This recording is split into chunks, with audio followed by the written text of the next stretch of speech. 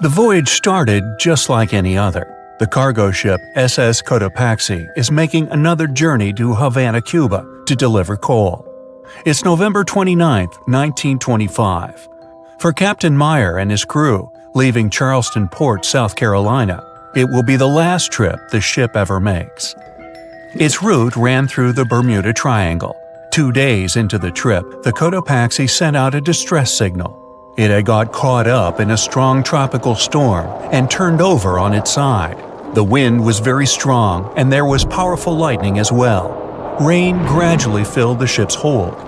Then there was a bright white flash, and the ship disappeared without a trace. Later, its wreckage was found in the Gobi Desert, which is in a completely different part of the world. All 32 crew members, including the captain, were missing. Of course, the part about the Gobi Desert is fictional. For one of his movies, Steven Spielberg came up with the idea that the ship was moved there by aliens. Still, in real life, the ship was never found, and its crew really did disappear. It was officially declared missing a month afterward, and nobody could find the wreck. It seems like a classic case of mysterious things going on in the Bermuda Triangle. But most mysteries are solved sooner or later. In 2020, the Cotopaxi was found. A man named Michael Barnett had moved to Florida to study shipwrecks off the coast. One wreck in particular really caught his attention. It was much larger than the others, and the locals called it the Bear Wreck. It was about 40 miles from St. Augustine in northern Florida, but no one had ever managed to identify the rusty hull. So Michael started to do some detective work. He measured the size of the shipwreck and started working through all the information he could find. He researched hundreds of old newspapers, leafed through insurance records, and looked at artifacts found on the wreck. After hundreds of hours of hard work, Michael was sure it was the Cotopaxi. But a few years before, there had been a rumor that the same ship had been found off the coast of Cuba. The Coast Guard found the wreck of a cargo ship about the same size that looked a lot like the one lost in 1925. Michael was sure they were wrong, so he teamed up with some science journalists and kept investigating. Soon they discovered something that seemed to confirm Michael's belief. Divers found brass valves with the letters SV on them in the wreckage of the ship. Michael suggested these initials referred to Scott Valve Manufacturing Company. The headquarters of this company was in Michigan, not far from where the Cotopaxi had been built. The company had probably supplied parts for the Cotopaxi. So the puzzle seemed to be solved. The Bear Wreck was really the missing cargo ship. But Michael still needed to work out why the ship had sunk. Did something mysterious really happen to the Cotopaxi in the Bermuda Triangle? Later, Michael found the testimony of the ship's carpenter among some old papers. The carpenter claimed that the hatches covering the coal on the ship had been in a terrible condition before it sank. Repair work on the covers wasn't finished before the crew got the order to sail to Cuba. So if the hatch covers were still broken during the trip, water could have easily gotten on board. This water probably flooded the hole during the tropical storm. This was the real reason why the Cotopaxi went down. There was really nothing mysterious about it. It was just a mistake made by ordinary people. But this is just one example out of dozens or even hundreds where ships and planes have gone missing in the Bermuda Triangle. We still can't explain some of these incidents. It seems like there really is something weird going on there. One of these strange events happened in 1948. A passenger jet was headed for Miami from San Juan, Puerto Rico. It disappeared in the same area as the Cotopaxi. The 32 people on board vanished without a trace. The weather was clear throughout the flight, but experts think that when the plane was about 50 miles from the coast, it could have been hit by a strong wind that knocked it off course. Years later, a similar plane was found in the area of the Bermuda Triangle, but because no one could work out the registration, it was impossible to say for sure if it was the same one. Something even stranger occurred not long before, in 1945. 5 planes went missing all at the same time. Some trainee pilots were practicing their navigation skills. But when they'd finished, it seems they couldn't find their way back home and disappeared. Many people assume they just ran out of fuel. This seems likely, but still, the circumstances were really strange. The trainees were being supervised by an experienced pilot who had 2,500 hours of flight time. He would never have let a group of newbie pilots get that far away from their base. Even now, people still debate what could have happened. Some insist the pilots ran into something supernatural out there in the Bermuda Triangle. But who knows?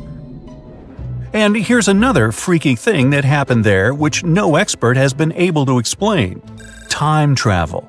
In 1970, Bruce Gernon was flying a plane from Andros Island to the Florida coast.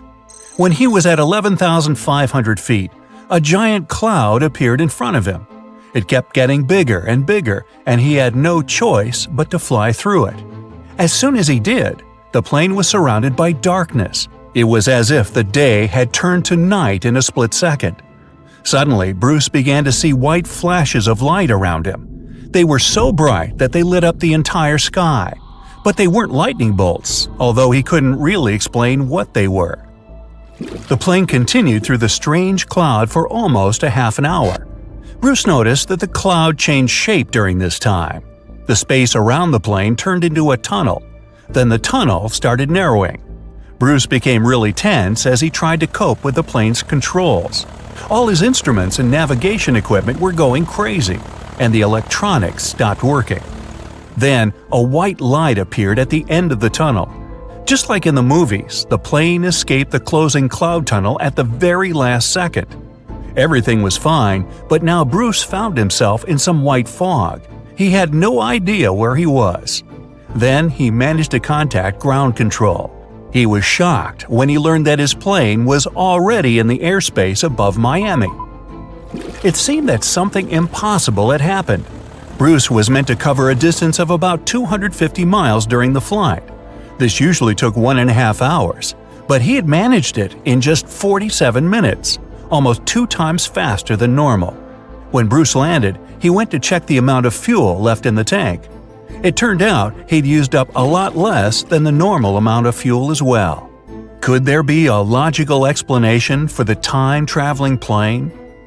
Well, records show that a large number of sunspots were detected on the surface of the sun that day, and there was a strong solar wind. This could easily have made the electronics and devices on the plane go crazy. But what about the mysterious cloud?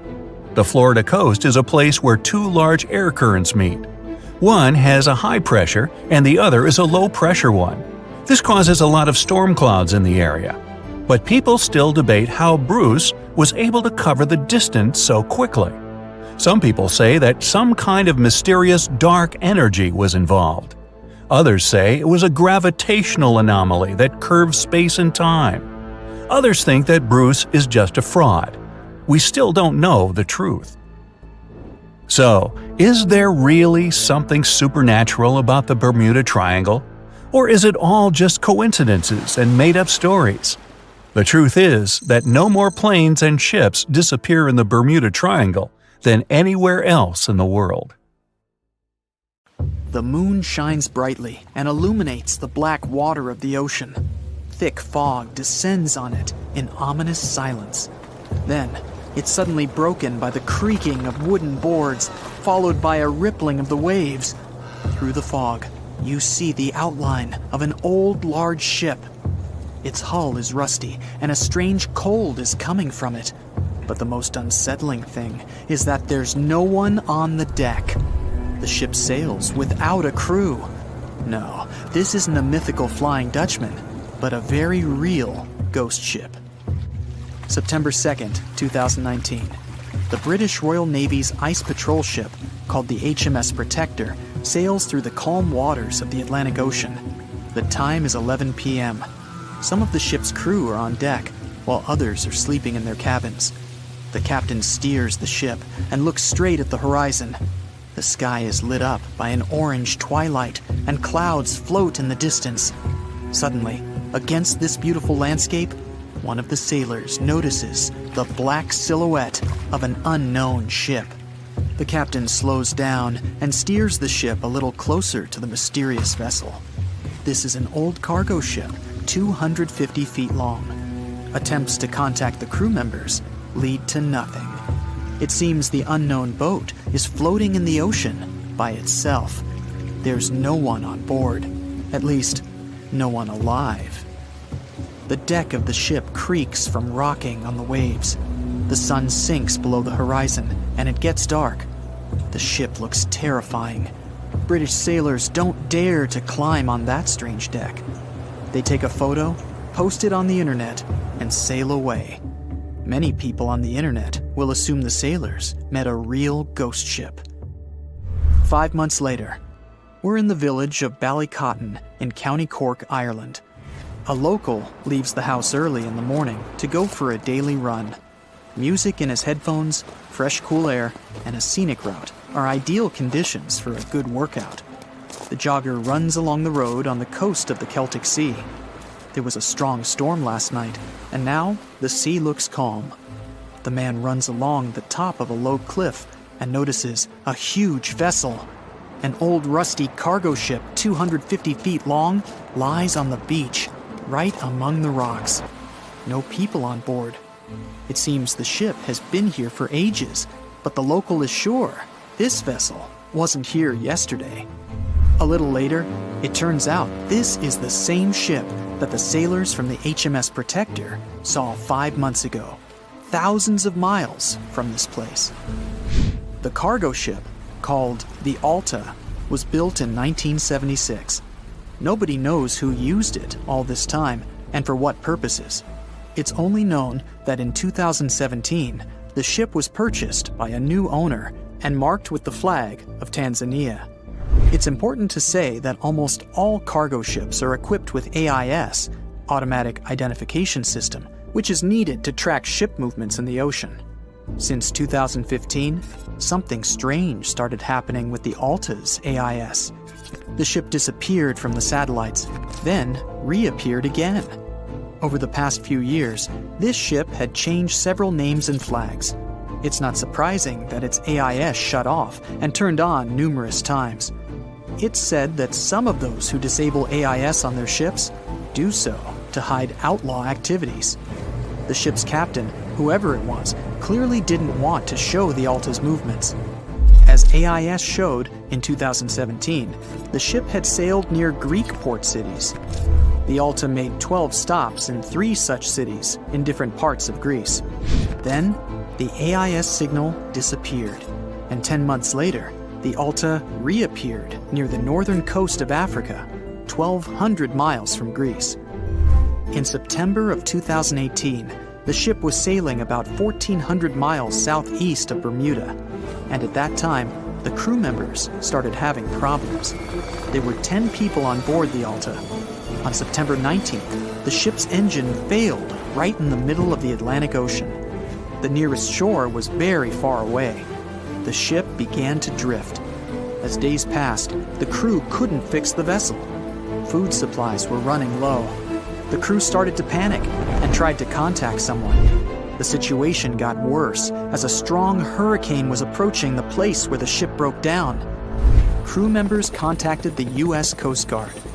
On October 2nd, a helicopter headed towards the ship. Food and water were unloaded on the Alta. This was enough for the crew to bide their time for several days. About a week later, a rescue boat sailed about 1,500 miles to reach the Alta and help the stranded sailors. Shortly before the start of the hurricane, American rescuers succeeded. The entire crew of the wrecked ship was taken to Puerto Rico. The Alta remained drifting in the ocean. After a while, another ship arrived to tow it to the coast of Guyana. Then, something went wrong again. The ship was hijacked. Who did it and why remains a mystery to this day. But then, for some unknown reason, the thieves decided to abandon the ship and left it to drift in the ocean. For almost a year, the ship's location couldn't be tracked. Then, in September 2019, the vessel was found by the British Royal Navy. How the Alta was able to cover the distance across the Atlantic and wash up on the coast of Ireland is unknown. an investigation has been launched in Ireland. It's necessary to identify the owner of the vessel and find a responsible person to take on the task of towing it. But no one has since been found. Once, an unknown person called the Irish authorities and introduced themselves as the owner of the ship, but didn't provide any evidence. Several barrels of oil were found on board the Alta. To dismantle the ship, the Irish authorities will need to spend about 10 million euros. Local residents are annoyed by the wreck too. Corroding metal is bad for the environment, and kids have already snuck on board and posted a video on the internet from inside the abandoned ship. The further fate of the Alta remains unresolved. It's still lying there. That ship sailed in the ocean for just 2 years. Now imagine if some other managed to drift for 38. In all that time, no one could catch this ship, and people still seek it. That vessel is called the SS Bechimo. It was a merchant ship owned by a Canadian trading company. In 1931, the ship got stuck in ice off the coast of Alaska. A strong snowstorm began. The team waited a week for it to end, but the storm only intensified. One day, the weather improved a bit, and part of the team was evacuated to the nearest city. Another part of the crew, with the captain, set up camp near the ship. The storm started again and didn't stop for a long time. The blizzard was so heavy that the ship's captain couldn't see beyond his arm's reach. Finally, when the storm was over, the captain saw that the ship simply vanished. He decided the Bechimo sank during the storm. A week later, the ship was found, drifting near the place where it was lost. The hull of the ship was damaged so badly that it was unsafe to sail on it. The captain decided to abandon the ship. However, it didn't sink. For the next 38 years, it was drifting at various points along the Alaskan coast. Several times, people climbed on the ship, including native Alaskan residents and a group of researchers. Attempts to save the vessel from the sea ended in failure. The salvage operations were hampered by drifting ice and bad weather. The last time it was seen was in 1969. The ship was frozen and blocked by the ice. In 2006, the government created a special project to find the Bechimo. However, in all these years, the ship still hasn't been found. Its fate is unknown. It's likely that the ship has finally found peace and is now lying on the seabed of the Chukchi Sea.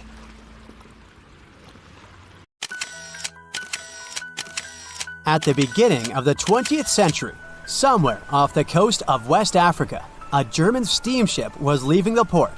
Suddenly, the weather got worse, and the vessel entered a thick fog. The sailors ran aground on a sandbank close to the shore. Luckily, no one was hurt, and they were even able to save their precious cargo. But the ship was stuck in the sand for good. And it was not alone there. Nearly the entire length of the western coast of Namibia is called Skeleton Coast. If the name sounds scary, that's because it is. This 976-mile-long beach line is among the most dangerous places on Earth. The local Bushman tribes believe that their supreme deity made this land when it was angry. The Portuguese were the first Europeans to set foot in Namibia in the 15th century. And yep, they didn't like Skeleton Coast either. Portuguese explorers thought this land presented the gates to the underworld. This is the place where the Namib Desert meets the Atlantic Ocean. It might be dangerous, but it's actually beautiful. Plus, it's a UNESCO World Heritage Site. If Skeleton Coast had a PR manager, they would quit on the first day on the job. The area is not exactly tourist-friendly because of its geography and history. Beneath the sand and the waves, there is a secret ocean currently lurking for unsuspecting sailors. It's called Benguela Current. It flows towards the north along the coast of southern Africa. This part of the Atlantic is rich in marine life, but the current's land neighbor isn't that happy with the deal. This arid climate created the Namib Desert, one of the driest regions on Earth. And that marine life I just mentioned? It's sharks. 11 species of them to be exact. And yes, the great white decides to pop by once in a while. So far, we've got a desert landscape, strong currents, and sharks. Not a place for a beachside resort, definitely. But if someone ends up on Skeleton Coast, will they know they're in danger? Don't worry, they will. The beach is littered with wrecks of all sizes and shapes. If you remember that German ship I mentioned in the very beginning, its massive and rusted stern is now sticking out from the desert sand. There are some 500 wrecks in total scattered along the coast, and it's a mixed crowd, from Portuguese galleons centuries old to ships that ran ashore here in the 21st century. A modern fishing ship called Zala India managed to slip from its tow rope in 2008 and ended up on Skeleton Coast. Okay, it didn't escape on its own, it had some help from the elements, but it's better to be a tourist attraction on a beach than to be broken up for scrap. That's where the trawler was originally going, poor thing. Skeleton Coast's most famous inhabitant, to call it such a place, is the wreck of the Dunedin Star. The British cargo liner ran aground here in 1942. The massive rescue operation that followed reveals why it's so dangerous for sailors to end up here. The rescuers managed to save all of the crew and passengers, but at a heavy price. An aircraft and a tugboat were lost in the process. It took the last of the rescuers a full 2 months to return home to Cape Town. Why, you might wonder? One look at the map of the region reveals the reason. It's an endless sea of yellow, which is the sand. There are so few roads here, so Skeleton Coast is hard to reach by land. There are also legal obstacles. You need a special permit to drive into the area. But the skeletons in the name of the area don't only refer to ships, they also stand for animal bones. Most of these belong to whales and seals. Many animals have adapted to the area, so lions and hyenas roam the coastline in search of a meal. Yeah, now there are hungry lions as well, as if those sharks weren't enough. Other animals with a temporary residence on Skeleton Coast include elephants, cheetahs, leopards, and giraffes. In 1971, the Namibian authorities established a national park here, but except for surfers, after an adrenaline rush, they don't get many visitors. You can understand why. The Namib Desert is the oldest desert in the world, and it's not very tourist-friendly either. Those who travel to the region should pack sunscreen and a warm winter jacket. A weird combo, right? Well, not so much when you think that during the day, temperatures soar over 110 degrees Fahrenheit. At night, the air temperature drops below freezing. What a climate roller coaster! And that's not the final danger. Yep, there's more. Remember how that German ship got lost in thick fog? Yeah, it wasn't a one-off event. Because of the region's climate, fog shows up frequently. Sailors should cover their ears now, but this fog is actually good for wildlife. This is their only source of water in the Namib Desert. Reptiles and mammals have adapted to the harsh climate. They use as little water as possible. Shifting sands, thick fog, strong currents, lions, and sharks. Not the stuff you would put in a tourist booklet, but Skeleton Coast isn't the only beach on Earth you wouldn't want to spend your vacation on. I will take you to Cape Tribulation in Australia. The area covers some 48 square miles in the northwestern part of the continent. And no, the area is not as dry as Skeleton Coast. It's part of the Daintree rainforest. You could say that here, it is the rainforest, not the desert that meets the ocean. The beach at Cape Tribulation is straight from a postcard. But looks can be deceiving. Australia? Probably sharks. No, crocodiles are out here to get you if you decide to go for a dip in the sea. There are saltwater crocodiles that the locals call salties. Well, that's a cute nickname for such a dangerous reptile. And it's not just them. The wildlife seems to have a beef with visitors. From October to June, the waters around Cape Tribulation are full of box jellyfish. Their venom affects the human cardiovascular system. When touched by a jellyfish out at sea, swimmers won't have enough time to reach land for help. Vinegar helps neutralize the sting, so you might want to keep a spare bottle in your luggage. Crocodiles and jellyfish sound dangerous, but there's one more animal you should look after. It's the wild boar. It might sound funny, but you won't laugh when you're being chased by one of these across the beach. 21 million wild boars live in Australia. They're mostly active at night, making it even more dangerous if they charge at you. The best defense is running in circles. Wild boars can't cut corners well. That's probably why we don't see many of them taking up careers as race drivers. Cape Tribulation has one last danger installed for you, and it's not an animal. Out here, even the trees are plotting against visitors. The stinging tree got its name for a reason. If you try to pick one of its beautiful red berries, it'll fight back. Its prickles are like tiny glass shards. The less than pleasant effect on your skin will last for a month. Then there is this wait-a-while bush. Who keeps naming them like this? This long vine has spikes that grab hold and just don't let go. They are so strong they can pull a human off a horse. You'll have to wait for someone to come by and save you from this thorny grabber. If you are about to cross this Australian beach from the vacation list, hold on for a second. Tourism is booming here. The local authorities have restricted access to all of the danger zones. Visitors go swimming in dreamy water holes that are surrounded by lush vegetation. There are even ropes to swing from. Now, that's a beach you can finally relax on. A ship is traveling across the Atlantic Ocean when a storm starts. At first, the situation doesn't seem to be very bad, but soon, people on board the ship realize that the storm is intensifying. Waves are huge, and nothing can save the ship. It's starting to sink. On board, there's only one lifeboat. Sadly, it can only hold one person. The captain is in a terrible situation. He needs to decide which passenger can be given a chance to survive.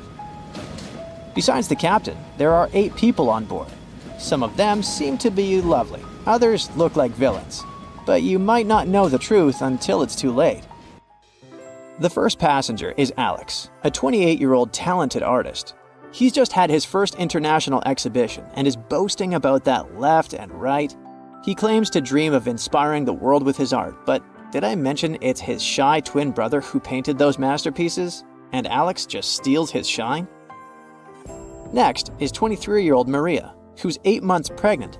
She's quite spoiled, often behaves unreasonably, and treats the staff on board badly. She's traveling home to her husband, but little does he know that the kid is not his, but his best friend's. And she's been cheating on him since forever. Though we can't let this innocent soul perish, can we? Despite his untidy appearance, this 65-year-old scientist, Professor Marcus, is a leading researcher in the field of gene therapy. He's working on a breakthrough that could save millions of lives, but there are skeletons in his closet too. It's been 15 years since anyone saw his wife, Judith. Does Marcus's scientific progress have something to do with the mysterious disappearance of his wife? Dr. Anna is 34 years old. She's a surgeon who's saved hundreds of lives during natural disasters. She succeeded as a doctor, but failed as a parent. Her 3 daughters live with their dad and don't want to hear anything about their mother. 78-year-old Teresa is a widow whose family gave up on her because of her bad temper. She's traveling for the last time in her life to visit her late husband's grave. A little boy, Mark, is just 7 years old, but his unruly character has caused a lot of arguments between the other passengers. He's traveling alone since his parents are supposed to meet him on the shore. This brat's parents are too busy working, so he gets more and more uncontrollable. Who knows what he'll be capable of doing in 10 years or so? A robot android, Alpha 3, is also on board the ship. It has an artificial intelligence created to assist in expeditions. It can also control the ship in emergency cases. And the last passenger is Emily. This beautiful and charming woman is 30 years old. She lives off of powerful, old, rich men and has enough money to burn. She hasn't worked a single day in her entire life and just travels the world. To make his choice, the captain invites each of the passengers to listen to their stories. He asks each of them just one question. Why would you be the one to survive? Alex says, "You see, my art can inspire and change the world. Looking at my works, they help people see the beauty of life, especially during difficult times. I must continue living. I have so much to show through my paintings. Maria answers, Can't you see that a new life is growing inside my body? It's me and my unborn kid who must survive. We risk losing a talented doctor or an artist in the future. It's not just my life we're talking about. Professor Marcus says, My work is not finished yet. It might save thousands of lives. I'm close to a breakthrough and I need to live to make it. Dr. Anna says, My hands save lives. I have proven many times that I can do the impossible in extreme conditions. The world can't lose my skills and knowledge. The elderly woman begs, Please, you must understand me. I might have lived a long life, but I want to see my husband's grave. Mark says, I'm still a kid. My parents are waiting for me at home. I want to hug my mom and dad. Alpha 3 states that it was created to serve and help people. Its ability to analyze situations and make rational decisions in a crisis can be used to prevent future disasters. Emily admits, Look at me. Doesn't every person have their unique value? I'm young and beautiful, and I have a lot of potential. Surely you see it. The captain is desperate. How can he, a mere mortal, decide who should live and who he should take this chance away from? After pacing his cabin and hitting the walls with his fists, he decides to estimate passengers' value and see how useful they are. Alex, as a talented artist, can influence society through his art, providing inspiration for thousands of people who will see his masterpieces. But no one knows where his ego can bring him. Plus, remember who the real artist is. Saving Maria means saving her unborn child. But however cynical it may sound, the contribution of these two lives to the future of society is assumed, but not guaranteed. What if that child grows up to become a criminal? Professor Marcus can indeed provide significant benefits to society through his scientific research, but he isn't young. What if he doesn't live long enough to finish his work? Dr. Anna is a surgeon. She's already saved a lot of lives and will definitely continue to do so in the future. Her ability to provide immediate medical assistance in critical situations makes her one of the most valuable candidates for survival, since she can directly and regularly save lives. At the same time, she is a terrible mother, and it'll definitely influence the lives of her daughters. Teresa is living history and experience, but unfortunately, her ability to continue contributing to society is limited. In simple words, she's old, and we don't know how much time she has left. Mark is in a similar situation. He has the potential for a long and productive life, but his immediate contribution to society is limited. His survival is based on the potential for future contribution, which is difficult to estimate at the moment. Alpha 3 can provide valuable technical assistance and functional support, but as a robot, it does not add to human well-being directly. As for Emily, despite her beauty, her achievements are minimal. On the other hand, she's only dating wealthy and influential people, and thus has a lot of influence on society of her own. Now, from the perspective of how much profit each of the passengers can bring, saving Dr. Anna seems to be one of the most logical choices. Her knowledge and skills can save many lives in the future, which means the greatest good for the greatest number. But let's have a look at the captain's choice. In the end, after listening to all the passengers and pressed for time, the man decides to save Emily. Can you figure out why he's made such an unexpected choice? Write your answer in the comments below. You can also pause the video to think it over. Okay, I suppose you're ready for the answer to be revealed. You see, even though each passenger presented very compelling arguments for why they should be saved, the captain was particularly moved by Emily's charm and attractiveness. And even though there were more logical candidates in terms of utilitarianism and humanism, the captain succumbed to his personal feelings and preferences, which influenced his decision. This riddle illustrates that in real life, people often make choices based on their sympathies and preferences rather than logic or public benefit. This is because emotions and personal relationships can have a strong influence on our perception of situations and decision-making. Here's a real-life example. HR managers tend to choose candidates they like or share common interests with, and it doesn't matter that other candidates might have more suitable skills or experience. This phenomenon is known as the similarity effect.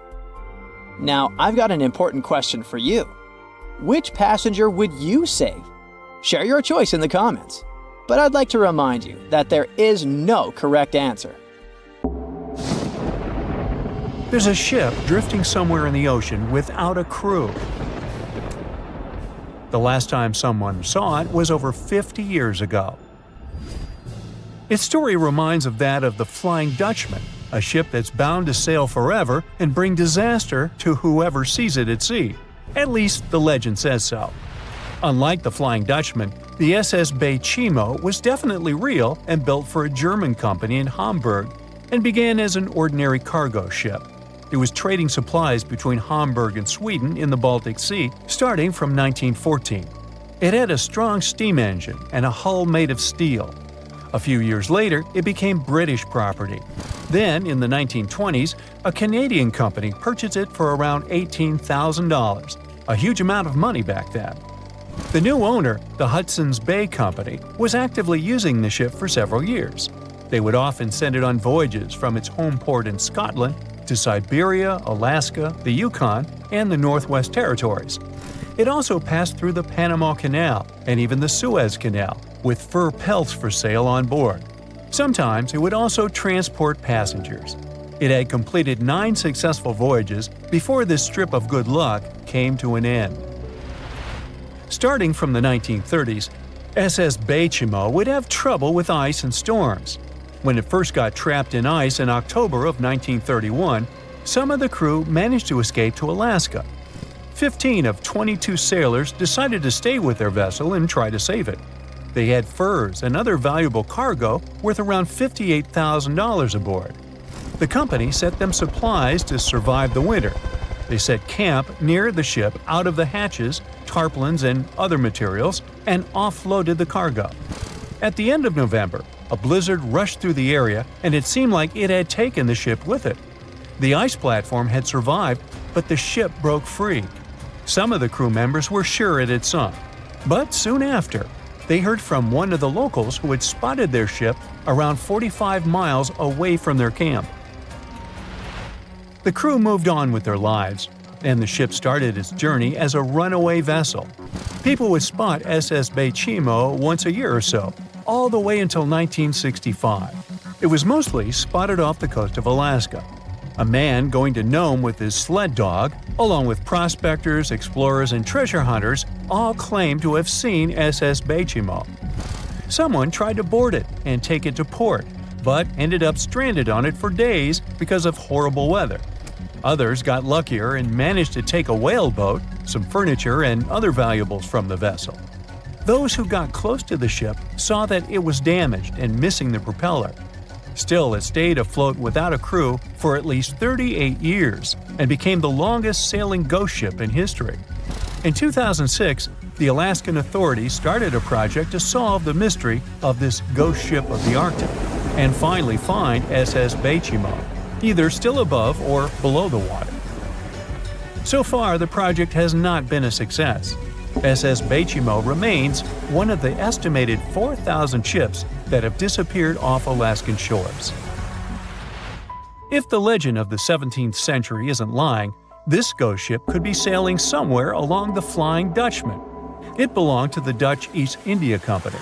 Its captain managed to do the impossible for that time and sailed from Holland to Indonesia in only 3 months.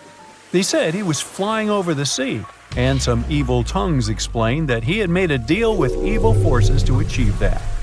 Once the ship was sailing back home, its captain and crew disappeared without a trace. There are many versions of what happened to it. One of the first ones said it had tried to enter port at the Cape of Good Hope, got in a terrible storm, and sank as there was no captain to save it. Another legend says the captain had refused to obey the skies to let the ship sink during the storm. A scary life form then struck the boat and the crew, and it was condemned to forever wander without rest. Many sailors claim to have spotted the wandering Dutchman. The Duke of York, who was to become King of England, mentioned having seen it in Australian waters. Right after spotting the ship, the man who saw it first fell from the top of the mast and didn't survive. There were more encounters with this legendary ship up to the middle of the 20th century. Ships would nearly collide with it as the Flying Dutchman jumped out of the blue. Scientists have a more logical explanation for this mystery: Fata Morgana, not to be confused with Hakuna Matata. Now, when you're out at sea on a hot day and the air is all wavy, it feels like when you look at the road on a scorching summer day. That's because of something called atmospheric refraction. When light passes through different layers of air with different temperatures and densities, it bends and twists. Sometimes, under certain conditions, this bending of light can create really bizarre optical illusions over the ocean, like sightings of the Flying Dutchman. The Fata Morgana phenomenon can make distant objects appear distorted, stretched, or even lifted above the horizon. So you can see a ship far away, but because of the way the light is bending, it will look like it's floating above the water or even disappearing and reappearing. A Fata Morgana is most commonly seen in polar regions, especially over large sheets of ice that have a uniform low temperature. But you can see it anywhere, even in deserts and over lakes on hot days. The first stories about ghost ships go all the way back to ancient Greek and Roman mythology. One of the most famous ghost ships in history is the Mary Celeste. This brigantine was traveling from New York City to Genoa and was fully stocked with provisions, but missing a crew when it was discovered in the Atlantic Ocean in 1872. The crew's personal belongings were also there, completely undisturbed. The final entry in their log was made 10 days earlier. We still don't know what happened to its crew, and the ship has inspired many spooky stories and legends. The Lady Lovibond was another legendary schooner that is believed to have been wrecked off the coast of Kent in the middle of the 18th century. The story tells that the ship's captain, Simon Reed, had just got married and took his bride on board for a celebratory cruise, despite the superstition that it could bring bad luck. They were on their way to Portugal when the first mate, who is also in love with the captain's new wife, went mad because of jealousy, attacked another crew member, and then took over the wheel and steered the ship straight into the dreaded Goodwin Sands. No one aboard survived, and the schooner is said to reappear as a ghost vessel every 50 years. In present times, many vessels become abandoned and turned into ghost ships intentionally. There are thousands of them floating in U.S. rivers, lakes, channels, and coastal waters. Some people lose their boats in storms and other extreme weather. Others have to abandon their boats because maintaining them can cost 10% of the boat's price. Plus, docking a vessel can add up to several $1,000s every year. Most boats have been made of fiberglass, so an owner can't just recycle them as scrap metal. So, once they want to get rid of it, they often tie it to a dock and sneak away, or leave it floating far away from the shore, or just try to sink it. When ghost ships sink in shallow waters, they can cause damage to coral reefs, mangroves, marshlands, oyster habitats, and wetlands. Plus, they can collide with unsuspecting regular ships and cause real trouble. So, don't do that. Enough said. Strange things occur in the cold waters of Antarctica. One of these things happened to a ship called Jenny. It was a small schooner whose history began in 1822. The boat and its crew set sail and disappeared a year later. For 18 years, the ship was considered sunk. People forgot about it, but in 1840, the vessel reminded the world of itself. That year, the whaling ship Hope sailed through the Drake Channel in Antarctica. The crew members noticed a ship among icebergs. It was the schooner Jenny. It was floating slowly in the dark, with no signs of life. The captain of the Hope, Mr. Brighton, gave the order to approach the mysterious vessel. They thought it was some creepy ghost ship, but as they came closer, they noticed crew members on the deck. The sailors of the Hope called out to them, but received no answer. This time, it became clear that something terrible had happened to the Jenny. When Brighton boarded, he realized that the Jenny crew members weren't missing. They were here. Frozen people stood like statues. Brighton went down to the lower deck and found the captain. He was sitting frozen at the table, holding a pen. Brighton looked at the logbook. The last record was made on May 4th, 1823. The captain wrote that he was the only living member of the crew. They spent 71 days without food. It seemed that the ship got lost in the sea because its captain went off course or sailed into an iceberg, but no one knew for sure. After that, nobody ever saw the Jenny again. According to rumors, the crew of the Hope abandoned the frozen ship and left it to drift in the cold waters. According to other rumors, this whole story is fiction. The story of the Jenny was described in a German magazine in the middle of the 19th century. Still, there was no further evidence of the ship's existence. Already in our time, Cambridge University decided to explore the case of the Jenny. The researchers discovered that one of the crew members of the Hope, who didn't disclose his name, told someone the legend of the frozen ship. Someone shared the story with another guy, and it was published in a German magazine called Globus. And that's all. There was no other evidence. One of the most famous ghost ships was the Mary Celeste, and there's no doubt about its existence.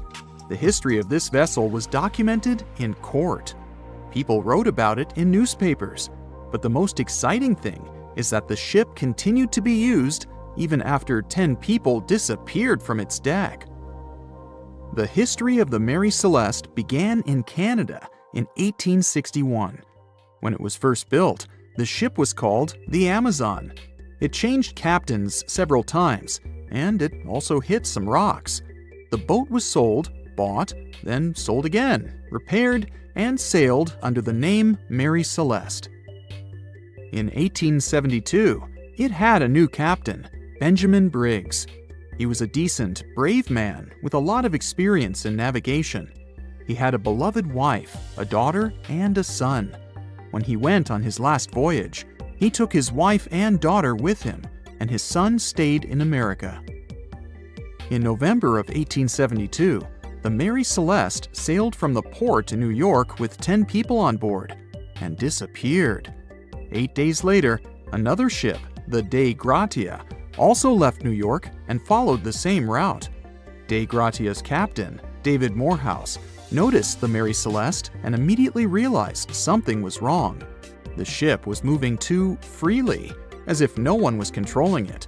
The captain tried to contact the crew members, but no one answered him.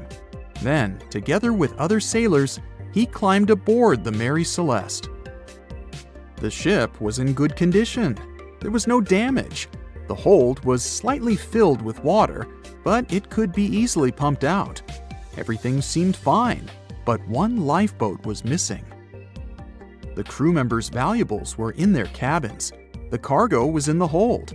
The supplies of water and food were untouched. Judging by the records in the logbook, the ship was caught in a storm, but it was not too strong. Other ships also sailed through this storm, but nothing bad happened to them. The last record was dated November 25th, and it claimed that everything was fine. The sails of the Mary Celeste were slightly damaged, but perhaps it happened after the crew had disappeared. The whole ship was in excellent condition, but what made the people leave it? Part of the crew of the Dei Gratia stayed on board the Mary Celeste to bring it to dry land. Everything went well. They delivered the ship to the closest port. Next, the captain of the Dei Gratia appeared before the court and told about what had happened. However, the prosecutor and the judge didn't want to believe in the story of the Mary Celeste. They were sure the captain got rid of the ship's crew to get money for its cargo. According to the maritime laws of that time, if you found a ghost ship with valuable cargo, then a substantial part of this cargo belonged to you. So, many people thought that David Morehouse decided to earn some money. This version seemed to be more valid than the one about the mysterious disappearance of 10 people. Fortunately, no one accused the captain of committing a crime. They thanked him for his service and gave him a monetary reward. However, his reputation was damaged, which greatly affected his career, as many believed he attacked the crew of the Mary Celeste. But even after this terrible case, trial, and investigation, the story was not over. The Mary Celeste was still an expensive and efficient vessel. It sailed several times, but then one captain crashed it into the reefs to get insurance. The court revealed this deception and accused the captain of intentional property damage. The story of the Mary Celeste became famous all over the world. People began to build their theories, realistic and not. Someone believed the ship had sailed through the Bermuda Triangle, but this version was quickly refuted, as the route of the Mary Celeste passed thousands of miles away from the Bermuda region. Did the Kraken or another giant monster attack the ship? Nope. Since the boat was found in almost perfect condition, there were no signs of a struggle. One of the most popular versions was that the crew of the Mary Celeste stole some valuable cargo and sailed to Spain on the rescue boat. However, those who knew Captain Benjamin Briggs said he was a good, honest man. Besides, he had a son in New York, and Briggs would never leave him. A more thorough investigation revealed that a series of accidental circumstances could have caused the disappearance of the ship's crew. Before its last voyage, the vessel delivered coal. Perhaps the pump intended for pumping water got clogged with coal after that, and when the ship got into a storm, the hold filled with water and the pump broke. The captain couldn't understand the amount of water because numerous barrels in the cargo hold blocked the view. Benjamin Briggs assumed it was dangerous to stay on the ship during a storm, so he evacuated with the passengers on a lifeboat. Perhaps they were close to land and decided to sail there, but the storm intensified and overturned the boat. Also, one record in the log journal said that the chronometer was faulty. It was a device that helped to determine your location at sea using longitude. Briggs got lost and didn't know which way to sail. The storm was strong, and he couldn't determine whether the ship would sink. Perhaps Briggs decided to leave the ship in a rescue boat when he saw the coast of the Azores. The uniqueness of this ghost ship case is that, unlike many others, you can investigate it yourself. There's a lot of information about the Mary Celeste on the internet. There are documentaries and research articles. Perhaps you'll be able to notice something that others haven't seen and solve the mystery of the disappearance of 10 people. The movie Jaws came out in 1975, and since then, people have been terrified of sharks. Some people fear seeing a great white's head come out of their showers, not to mention the fear of running into one at your local pool. Of course, none of this is actually possible, but some other scary shark stuff is. Like, yes, sharks can attack boats. They probably won't sink one. It depends on the size of the shark and the size of the boat. Today, we're diving deep into the facts and myths about the sea's biggest predator. It was the year 1953. On a typical July morning, two fishers set out on their daily lobster harvest. They took their white-hulled dory out to sea off the coast of Cape Breton Island in Nova Scotia, Canada. Since it was the lobster season, the sea was dotted with several dories spread out across the water. But that day, something strange happened. As soon as they put the dory at sea, they noticed a large dorsal fin chasing after their boat. They were surprised to see that the shark would follow their boat's every move. For an entire week, they took out their white dory from the harbor, and the shark followed them around. Until one morning, as the men were alone at sea, the shark charged at full speed at the boat and smashed a 7-inch hole in its bottom. The boat turned over, and both men fell into the water. The shark didn't come after the men, though. Instead, it swam away and disappeared for good. To clarify, a dory is a small, fragile boat usually measuring 16 to 23 feet long. So how long did that shark need to be in order to sink it? Well, as soon as the boat was retrieved from the ocean, researchers found something interesting. One of the shark's teeth was found stuck in the hull. According to Harvard experts that analyzed the tooth, it most certainly belonged to a 12-foot white shark that weighed around 1,200 pounds. One thing intrigues scientists a whole lot. The great white didn't seem to be interested in the man aboard, but rather in the boat itself. The question is, why? Some people suppose that this great white followed the dory around because it was white, and the animal probably thought it was some big white mammal. It's not the first boat a shark has attacked. You see, sharks don't attempt to sink boats because they're mean and evil. Rather, it's due to murky waters and hard materials that make them mistake inanimate objects for their usual lunch menu. But that's not what we've learned from popular culture. In Jaws, the protagonist shark managed to poke several holes in the orca as it rammed the boat. The orca was a Nova Scotia-style fishing boat made out of wood planks. It wasn't a huge boat, so it seemed plausible that a great white could ram it.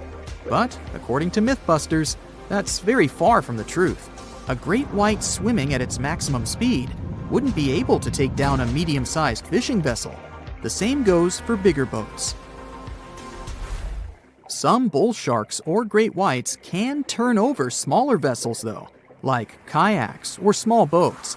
If this happens, it's most likely because they think it's a sea mammal and nudge it before taking the first bite. No scientist can say for sure why they do this, only that it's usually a misunderstanding on behalf of the animal. The Shark Research Committee, a nonprofit scientific research organization, has documented a lot of shark attacks on inanimate objects and is trying to answer that question more thoroughly. So far, they've observed several attacks on objects such as crab trap buoys and inflatable float bags. The website has also registered 2 famous attacks on boats. The first one happened in 1959, and a shark left a tooth on the hull of a boat. Researchers later identified it as belonging to a 12-foot great white. The report of the other attack, which happened in 1989, claims that a boat was circled by a great white before the animal swam at the vessel at full speed and hit the boat several times. Of course, those who suffer the most from shark attacks and encounters aren't boats, it's surfers. As far as we know, surfers look like giant wobbly seals from the shark's perspective. According to the Shark Research Committee, there have been 41 confirmed shark attacks on surfers on the west coast of North America over the course of the last century. So, should we be so afraid of sharks after all? Let's learn more about these magnificent sea creatures. Off the top of your head, how many shark species can you name? 4, 8, 10? Well, there are over 500 species of sharks swimming in the ocean. They vary from tiny specimens, about the size of a human hand, to up to 39-foot-long creatures. The largest species of shark are actually not great whites, but whale sharks. And even those are small compared to the great megalodon. This ancient creature that lived around 20 million years ago reached an unimaginable length of 60 feet. By comparison, that's the same as 2 to 3 buses placed one after another. I wouldn't swim in megalodon-infested waters even if you dared me, that's for sure. We know that sharks are very good hunters, but why is that so? Their bodies seem to have been strategically built for speed. Instead of having a bone skeleton, like us humans, sharks have a cartilage skeleton, which makes them much lighter and also super fast swimmers. Each species of shark hunts depending on its nutritional needs. So, shark species that grow to an average of 3 feet have a diet based on fish. The ones that grow bigger start feeding off of bigger sea animals, such as sea lions and seals. Throughout their lives, some species of shark can shed over 30,000 teeth. Unlike humans, who are born with a set number of teeth in their jaws, sharks have an apparently limitless supply. In their defense, they do lose teeth pretty easily. as they can easily get stuck in their prey, for example. They also have multiple rows of teeth. The jaws of a great white can contain up to 7 rows of teeth and can grow to be more than 6 inches long. And since we're speaking of great whites, the most feared shark species roaming the oceans, this is ray. Ray is an adult white shark. He can swim up to 50 miles a day, so he needs a lot of fat in order to keep his body functioning. Funny thing about Ray, when he opens his jaws to hunt, his eyes roll back together with his head, so his sight is hindered when he's taking a bite. Now, he does like it when the water is murky and underwater visibility is low. That's because it makes it harder for his prey to spot him coming. These conditions can make it easier for him to grab that yummy seal. But this can also make it easy for him to mistake a random boat for lunch and end up scaring some humans. Some Hollywood movies love to portray sharks as having superpowers. Although they're not innately cruel, one species of shark does have something that can be considered bizarre. Hammerhead sharks, one of the most dangerous species of sharks, have a sort of sixth sense. Inside their heads, they have electroreceptor organs called ampullae of Lorenzini. These organs allow sharks to detect the electromagnetic fields of all living things in the ocean. This ups their hunting abilities to another level. They can even find prey hidden in the sand because they sense its electromagnetic field. You should know one thing. If a shark lives in a balanced ecosystem, it won't feel the need to attack unknown things. These animals are curious, though, so maybe we should cut them some slack when they bite a piece off a random boat. As an experienced sailor and the first man to ever sail non-stop on his own around North and South America, Matt Rutherford has seen a lot during his voyages.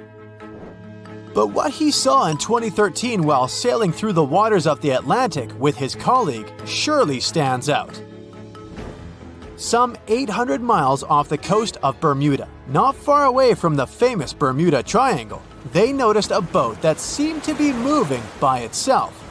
The sails weren't up and the motor wasn't running. The sailors decided to check if there was someone who needed their help aboard, so they moved closer to the mysterious ship. Once they got there, things only got weirder, as they realized there wasn't a living soul aboard. Rutherford started filming to document their discovery. The boat looked so awfully abandoned that they expected to find some pretty scary things in there.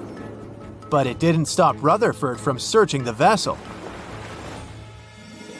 The boat, which turned out to be named Wolfhound, looked like an upscale one, probably costing hundreds of thousands of dollars.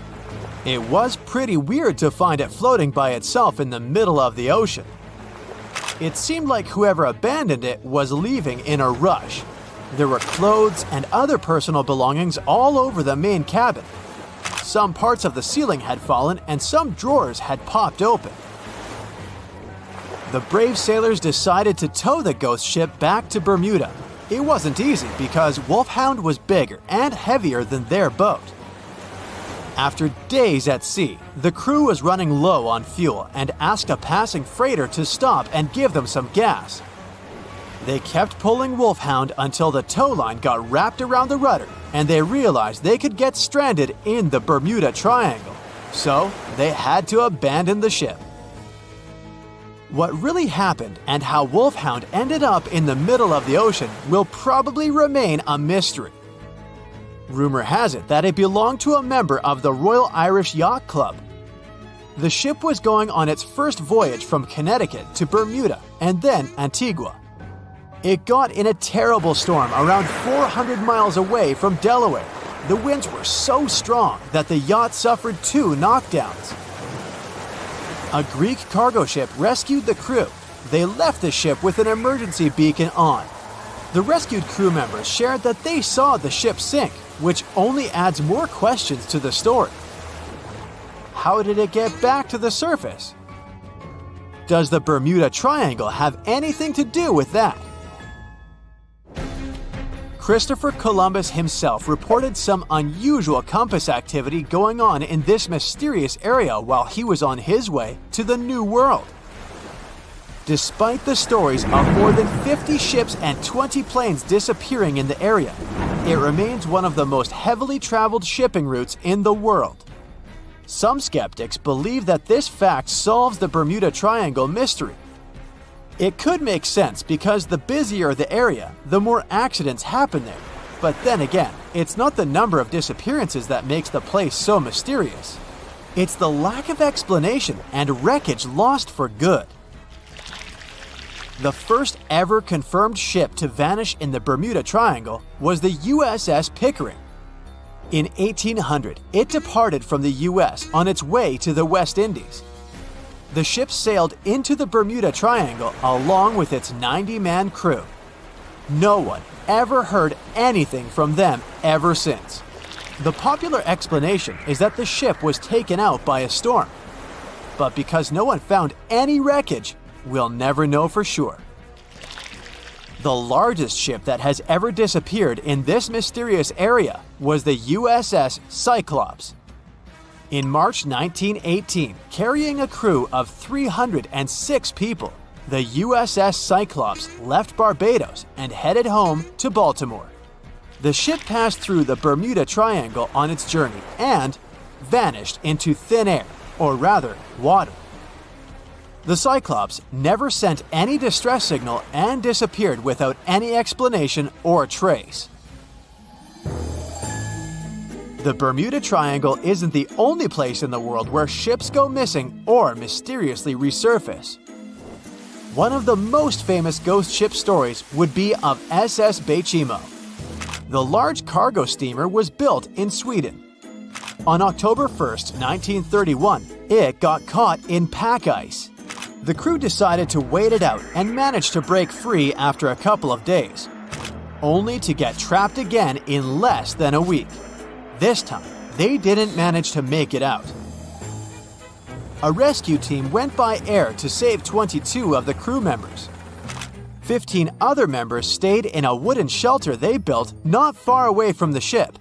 Their plan was to wait out the winter and get back aboard. At the end of November, a strong blizzard was rushing through the area. When it was over, Bechimo seemed to have gone away with the storm. The captain decided it must have broken and sunk, but a few days later, a local hunter informed them that he had seen the ship around 45 miles away from their camp.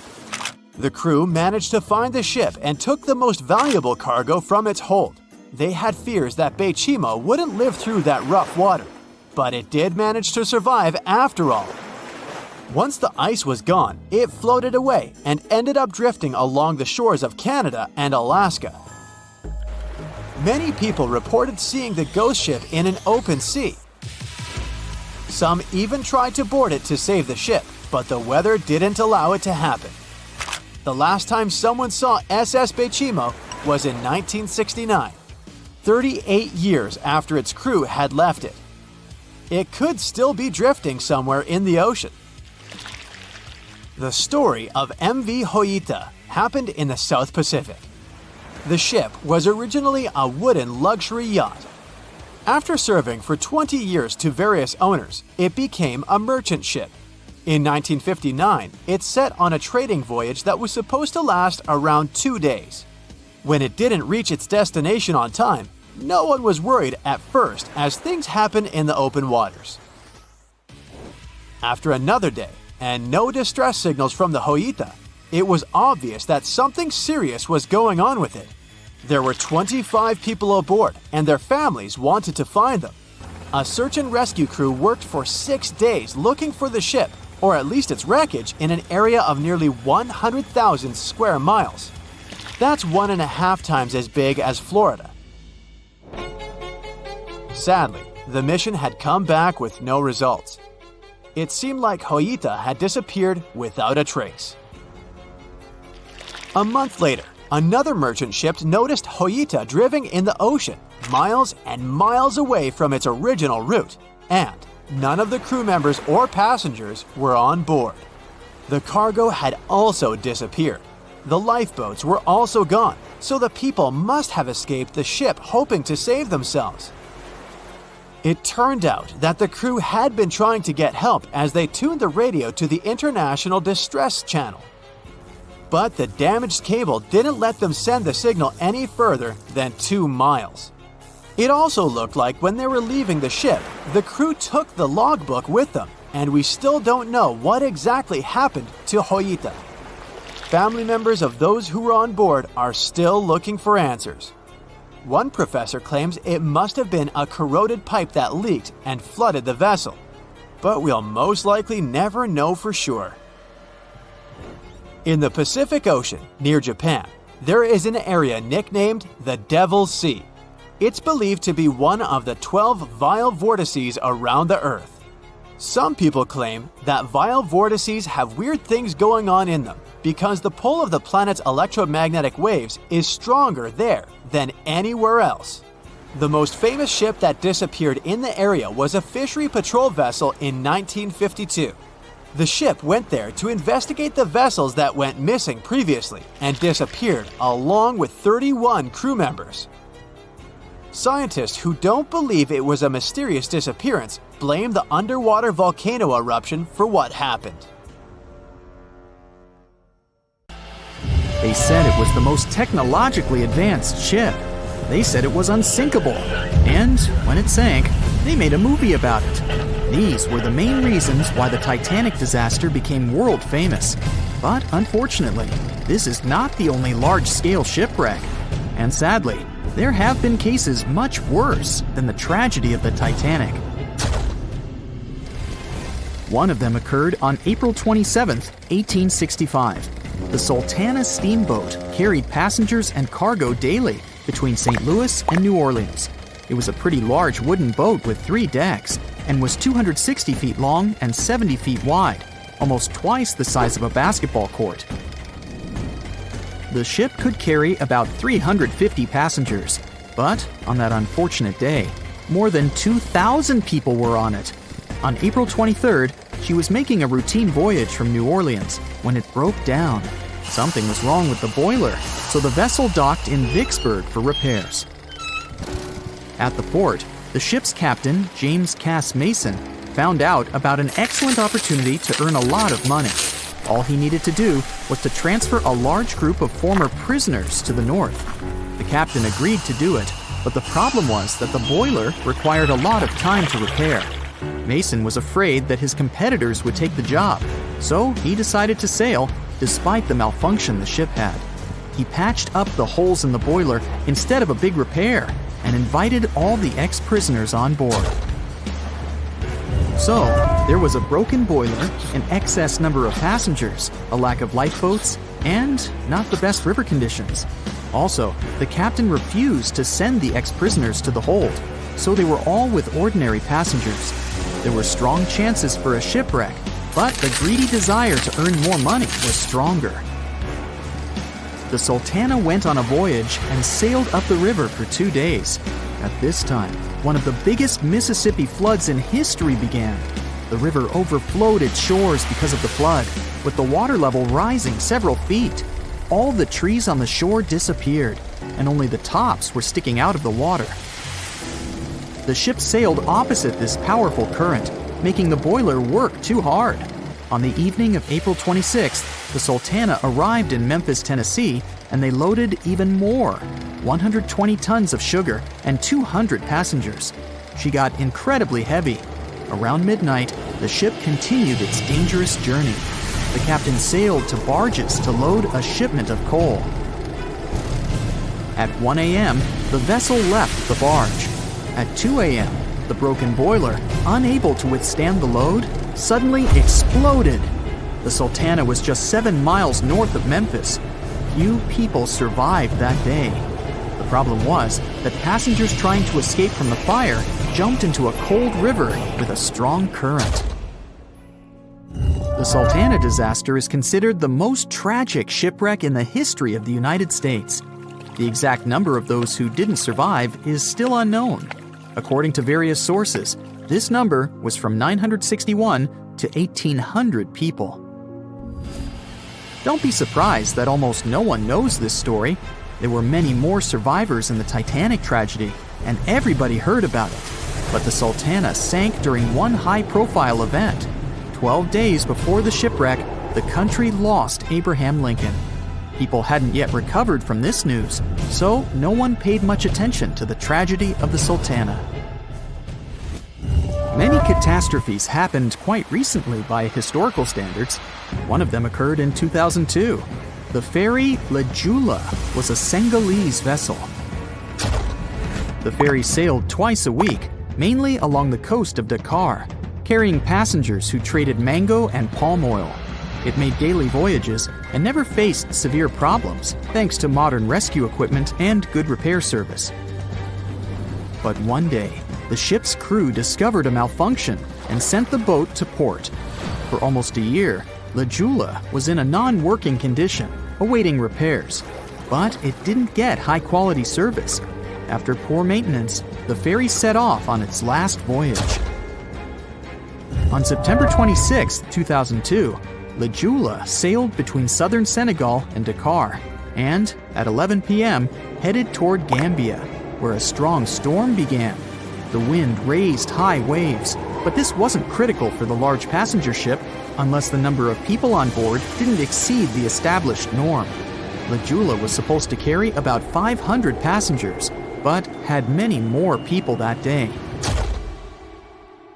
Too many passengers, poor repairs, and a strong storm caused severe problems for the ship.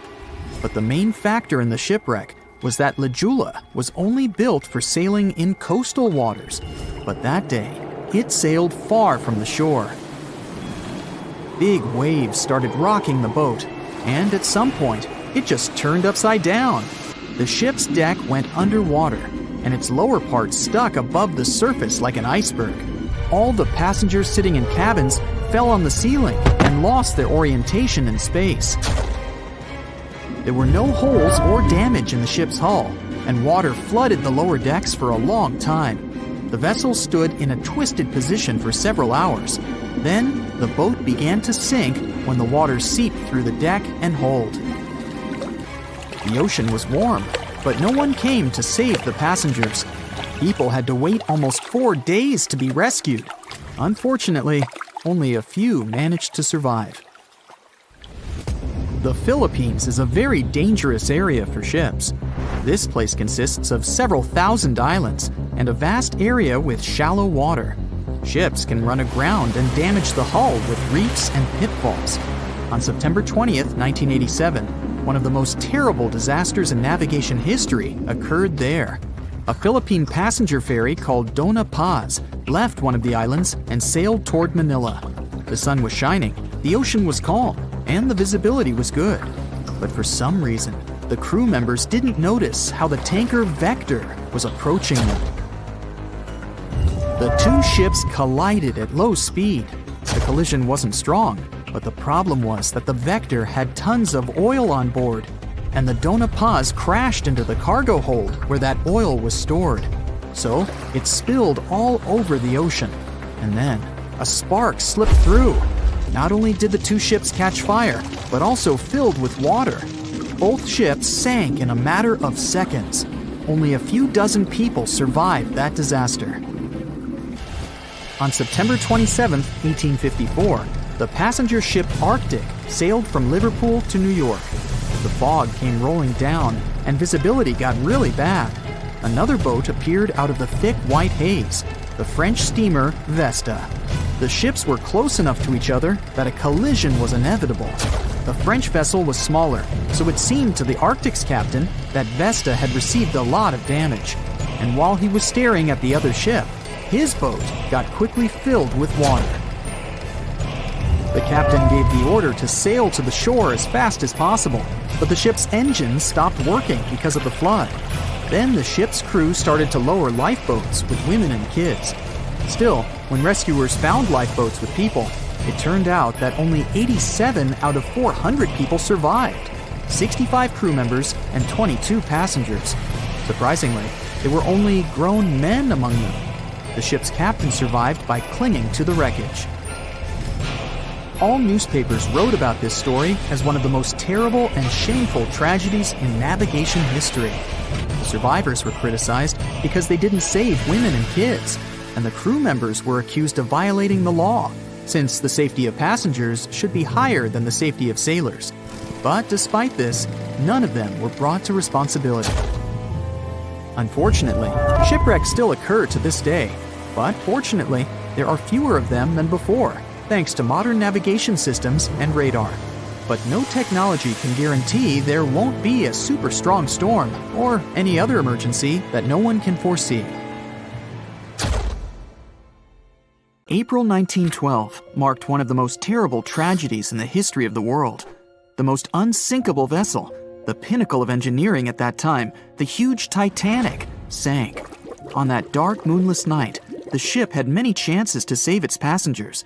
There was another ship just a few miles away that could have saved the Titanic, but it didn't. It wasn't a phantom ship, and it's not some legend or a theory.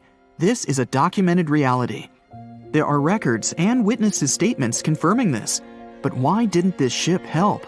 Let's find out what happened that night by looking at these events from 3 different points of view. Let's start with the Titanic version. 11:30 p.m. The moon hides behind black clouds. Visibility is bad.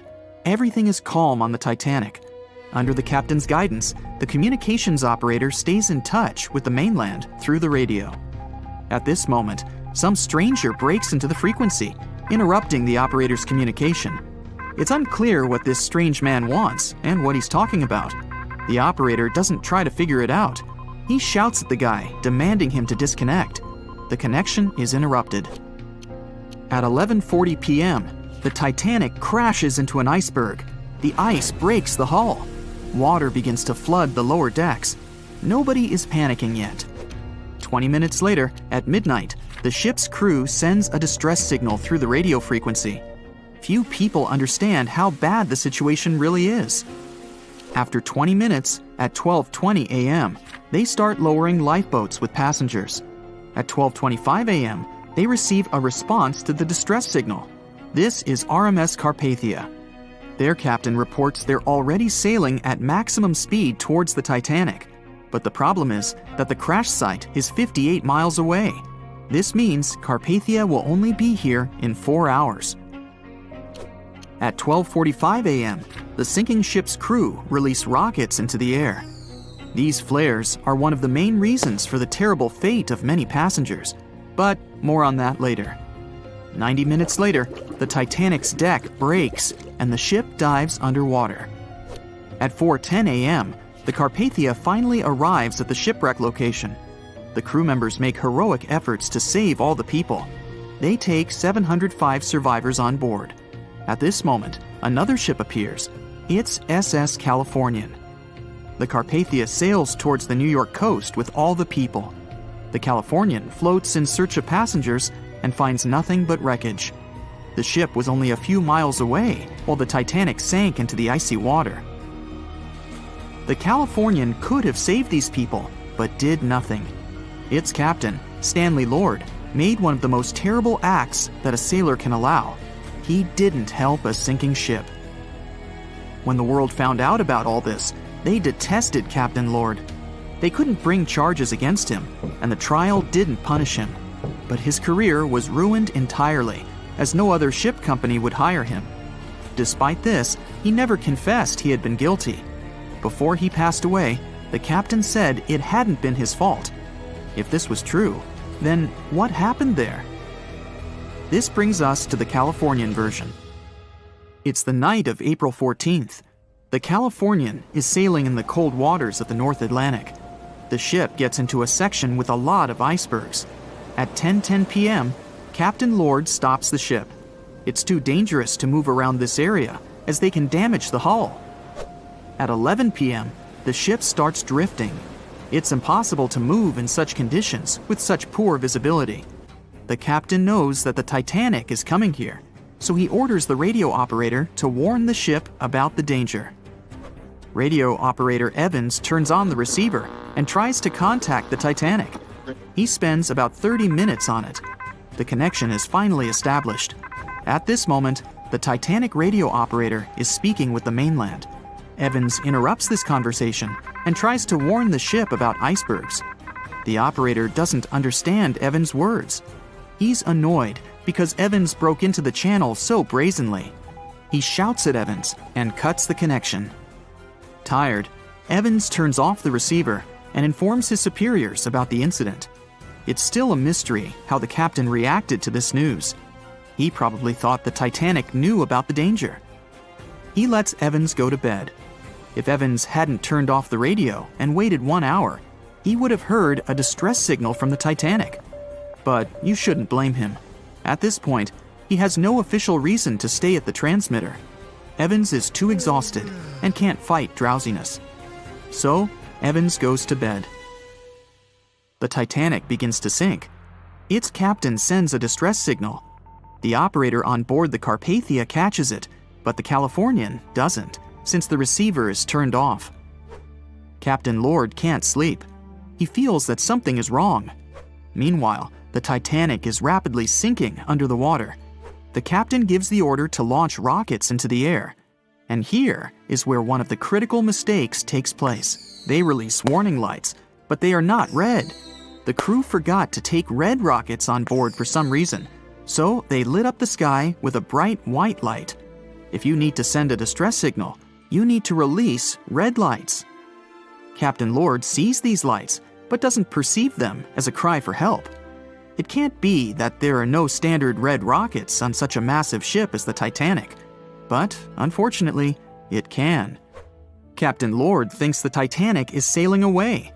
Perhaps there is some unknown reason behind those white lights, but he doesn't really know. So, Captain Lord has no idea that the Titanic is sinking. He still decides to contact the ship, but this time, not through radio communication. Captain Lord doesn't wake up the radio operator and sends a signal to the Titanic through a signal lamp. It's important to understand that many old-school captains didn't take radio communication seriously. They didn't understand the value of this technology. That's why Captain Lord doesn't wake up Evans. He sends light signals, but the Titanic doesn't respond. Many survivors later mentioned seeing the flashing lights of the Californian, but there was nothing they could have done. The ship's crew doesn't hear their cries for help. At 2:20 a.m., the Titanic completely goes underwater.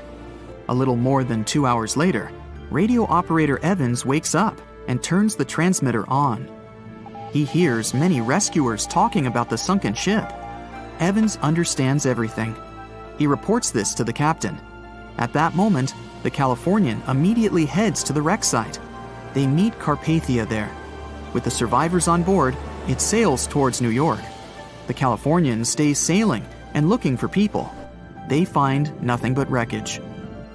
The Californian returns to the mainland. The news about the ship that could have saved the Titanic is spreading all over the country. The trial begins. Captain Stanley Lord and the crew tell their version. They say their ship had been standing still. Many people don't believe them, and some of the surviving passengers claim to have seen the Californian sailing by. Still, the judge declares them innocent. 1962. Captain Stanley Lord is a very old man. He calls a notary to confess something. The captain makes his last remark about this case. He swears he's not guilty. But if it wasn't the Californian sailing past the Titanic at that moment, then what? The Samson theory could answer that question for us. The sealing ship Samson is sailing in the cold waters of the North Atlantic. The crew aren't sleeping. They carefully study the surroundings, but not because they're afraid of icebergs. They're scared of meeting with the U.S. Coast Guard. The Samson ship's crew catch seals, which is illegal. At 12:45 a.m., Samson's captain sees white signal rockets. The team is sure it's the Coast Guard. They turn off the lights and sail away. It's dark, so they don't notice the sinking Titanic. They return to the coast of Iceland and hear about the disaster. They realize they have abandoned the drowning passengers. The nephew of one of Samson's crew members reads about this story in his uncle's diary. The nephew asks for permission to publish these recordings. all the people realized that Captain Lord wasn't guilty. But unfortunately, he didn't live to see this moment. Actually, it's still unknown who is guilty in this story. 2 ships were nearby the Titanic. Their captains were adequate people. They would have helped save all the passengers. Their fault was that they couldn't understand what the Titanic wanted on that dark night. Someone forgot to put red flares in the box. This small but fatal detail was one of the leading causes of the tragedy. The Bermuda Triangle is one of the most heavily traveled shipping routes in the world. Some skeptics believe that this fact solves the Bermuda Triangle mystery. Statistically, the busier the area, the higher the frequency of accidents and disappearances. While this makes sense, it's not the frequency of disappearances that's responsible for the mystery of the Bermuda Triangle. It's the lack of explanation or wreckage found. On his very first voyage to the New World in 1492, Christopher Columbus sailed through the Bermuda Triangle. Columbus reported that one night, when he was on the deck of the ship, he noticed a giant light appear in the distance, unlike anything he'd ever seen before. Columbus looked at his compass for direction, and it gave off erratic readings. You might have noticed that the Bermuda Triangle doesn't appear on any world map. This is because official institutions refuse to acknowledge that the area actually exists. No one exactly knows how many ships and planes have disappeared in the Bermuda Triangle. The rough estimate is 50 ships and 20 planes. Most of the time, the disappearances had no explanation and no wreckage has ever been left behind. When the TBF Avenger planes went missing, a massive search operation was conducted. Boats and planes searched the Bermuda Triangle for any signs of the aircraft. One of the boats searching was a PBM-5 Mariner airboat. The airboat took flight at 7:27 p.m. and called in a routine radio message 3 minutes later. Then, it was never heard from again. No trace was ever found of the rescue airboat or the 5 Avenger aircraft. A huge investigation was launched into the disappearance of all these vehicles, but nothing was ever discovered. The Bermuda Triangle is home to some pretty intense and unexpected weather. Storms build up quickly and unexpectedly, then disappear soon after. If you blink, you might miss it. This could explain why few distress signals are issued. Pilots and sailors never saw the weather coming.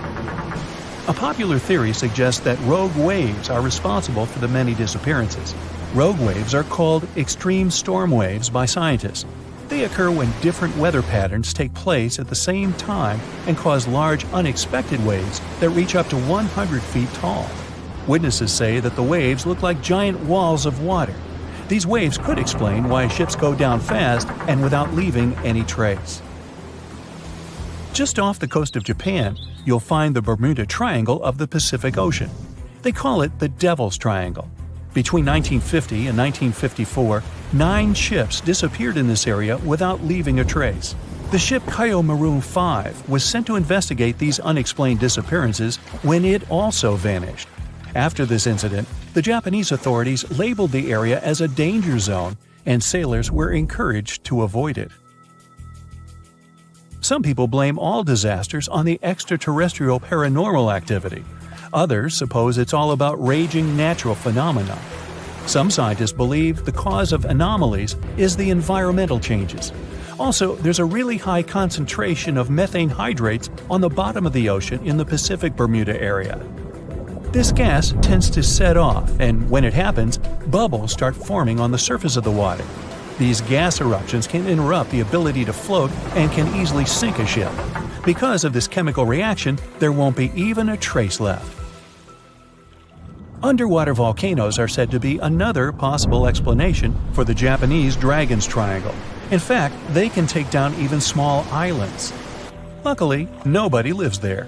It's a pretty common thing in this area that some of them disappear underwater and others appear out of the blue because of seismic activity. You'll never find the Dragon's Triangle on any official map of the world, so nobody's quite sure about how large it is in reality. In July 2015, 2 teenagers disappeared after setting sail off the coast of Florida. There's some mystery about what the 2 teens were really getting up to. They told their parents that they were just going to fish, but they told their friends that they were crossing to the Bahamas. Shortly after they left, a line of thunderstorms moved towards the area, and the boys were never heard from again. A massive search was conducted, but sadly, nothing was found. 1 year later, the pair's boat was found off the coast of Bermuda with a broken iPhone and some personal effects left inside.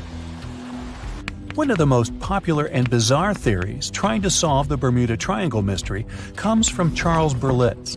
He insists that the area is home to the lost city of Atlantis.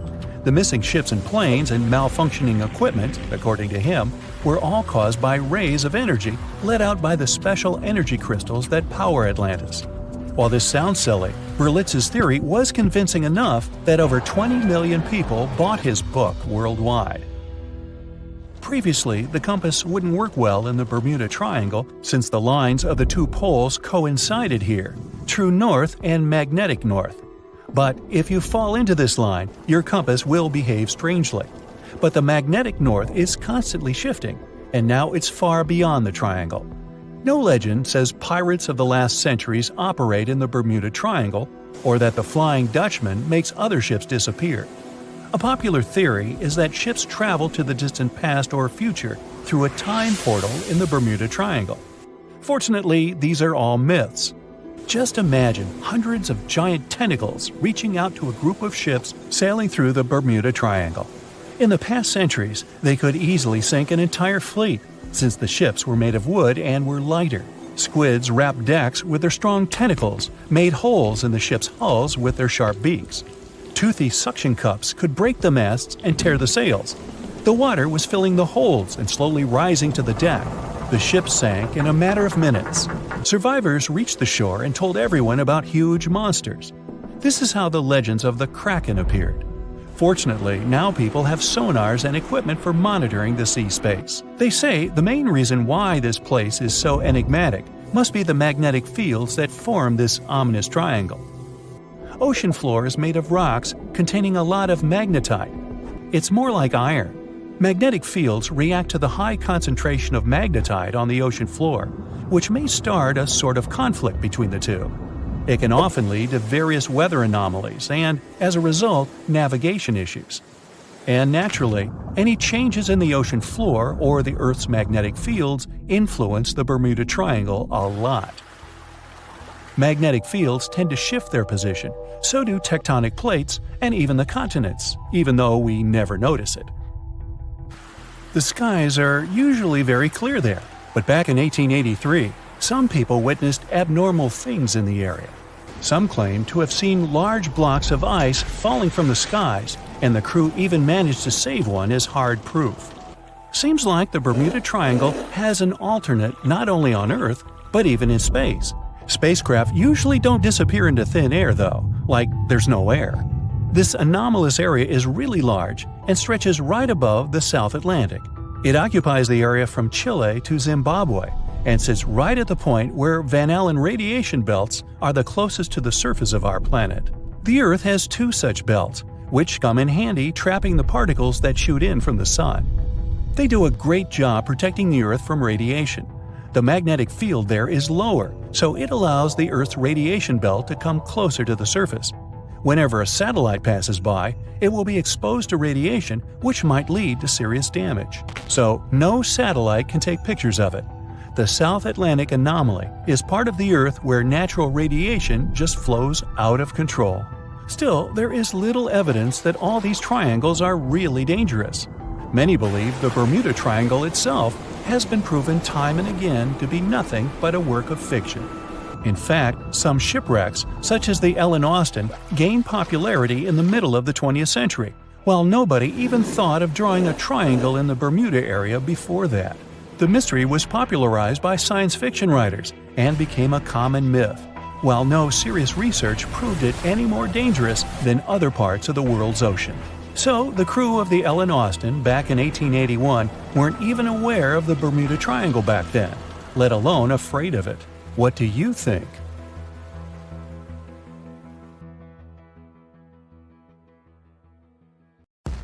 It's 2018. You get up early in the morning to go ashore and catch some fish. You come to the spot you were yesterday, throw the hook into the sea, and wait. The float is twitching. You've caught some fish, but Hey, hello? Why aren't you doing anything? Right now, you don't care about the fish. You're looking at something in the distance. You open your mouth in surprise since you see a huge ship stuck on a shoal. It wasn't here yesterday, so it got here at night. Okay, it'll probably sail away sooner or later. You fish for a few more hours. During this time, you observe the ship and notice no movement there. Is it empty? Boats and the coastal service are sailing from the shore to the vessel. You decide to check it out too. You get in your old boat and go there. The mist descends to the water, making the ship look creepy. The colossal vessel is rusty and empty. But where is the whole crew? And how did it get there? The Coast Guard comes on board. They search the hold, the cabins, and the upper deck. There's someone's stuff, some remnants of food supplies, notebooks, and clothes. Everything suggests the crew has disappeared for some reason. Fishers who noticed the vessel first didn't see anyone coming down from the board. No radio signals were sent to the port, and no one reported about the ship. It appeared here from nowhere. The only chance to get any information is to look at the number and name of the vessel. This is Sam Ratulangi, PB 1600. The Coast Guard checks the information, studies the data of all the country ships, and no way. One company built the boat in 2001 in Indonesia. People used it to transport heavy loads across the seas around Asia. The ship had been properly operating for 8 years. People were delivering industrial goods to different points in the region, but something went wrong. In 2009, Sam Ratulangi was sailing near the coast of Taiwan, and that's it. There were no further records about it. There were no reports in any port. Everyone thought it must have drowned, so no one had been looking for it for years. And then, 9 years later, it appears here, big and rusty, off the coast of Myanmar, without sailors, without fuel. An investigation starts. City services are trying to find out the names of all the sailors working on the ship and find clues that would lead to solving this mystery. They also hope the ship owner will appear soon. They find 2 tow ropes on board. This means that some other ship towed Sam Ratulangi to this place. Then they identify and find 13 crew members. These people say they wanted to reach the factory in Bangladesh to repair Sam Ratulangi. Another vessel helped tow the ship, but then 2 cables tore off, and a storm began. No one wanted to stay on board during such weather, so the crew members left it. No one knows what the ship has been doing for the last 9 years, and how it was possible without people on board. And here's another, much more mysterious ship story. On February 16, 2020, locals found a large cargo ship stuck on a rocky shore off the coast of an Irish village. The boat looked rusty, with holes in the hull and rotten parts. People hadn't seen this vessel the day before, so it appeared there at night. The last time people saw the Alta cargo ship was a few months earlier, thousands of miles off the coast of Ireland. That day, the Alta was sailing in the waters of the Atlantic Ocean. Another ship, the MS Protector, noticed it. MS Protector crew members tried to contact the ship, but received no response. The people on board realized that they were facing an empty vessel. And then, 5 months later, it appeared near the coast of Ireland. There are more questions than answers in this story, but we managed to find something out. In 2015, the Alta appeared and disappeared from the radar several times. Any ship has an internal tracking system, so people can track its route using satellites. But Alta crew members often disabled this system. Perhaps they were engaged in some illegal activity. Anyway, in 2017, the ship often sailed between the ports of Greek islands. Then, the tracking signal disappeared and appeared only 10 months later, off the coast of North Africa. During this time, the ship changed several flags. In September 2018, the Alta was southeast of Bermuda and headed for Haiti. Then, the crew started facing problems. First, the main engine failed right in the middle of the Atlantic Ocean. The ship began to drift. Several days passed, but the crew members weren't able to repair it. They began to run out of food and water supplies. The situation got even worse when they found out that a hurricane was approaching the place. Fortunately, they managed to contact the U.S. Coast Guard. A helicopter flew to the Alta on October 2nd to bring them some supplies. There was enough food for several days. Then, a rescue boat sailed to the ship. It evacuated all the sailors and delivered them to Puerto Rico before the hurricane. The Alta had to drift alone in the ocean. After a while, another ship approached the Alta to tow it to the shores of Guyana. But at this moment, everything went wrong. Someone stole the boat, disabled the tracking system, and sailed away in an unknown direction. After almost a year, the MS Protector found the empty Alta in the waters of the Atlantic Ocean. And then, 9 months later, the ship without a crew sailed to the shores of Ireland. How did it manage to travel across the Atlantic and get to the coast of Ireland? It's still a mystery. Maybe it was just luck. No one else saw the ship all this time. It was just covering huge distances, surviving storms. Who's the captain? What happened to the thieves? Who owns the ship now? One day, someone called the village administration and introduced themselves as the vessel owner. But that unknown person didn't provide any evidence. They found several barrels of oil on the ship, which they took away by helicopter. The Alta was rusting. Corrosion of metal could damage the environment. The vessel had no commercial value, yet it would have taken millions to get rid of it. There were 3 options for what to do: leave the ship where it was, tow it into the sea and let it sink, or disassemble it for scrap. But nature had its own plans. Storms and strong waves split the hull into 2 parts.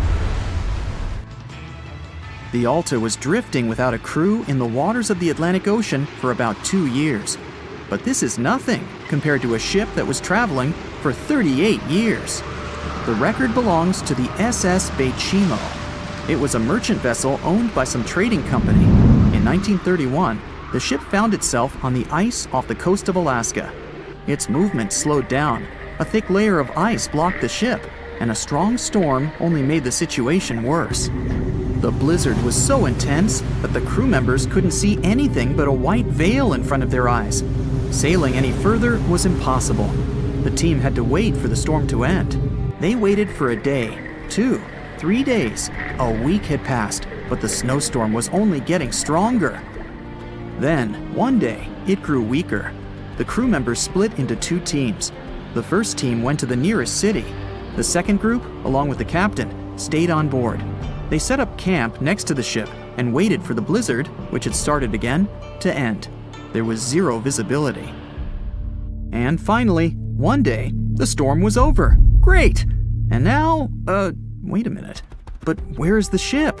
The SS Bechimo just disappeared during the blizzard. The captain was sure that the ship had sunk, so he left along with the crew.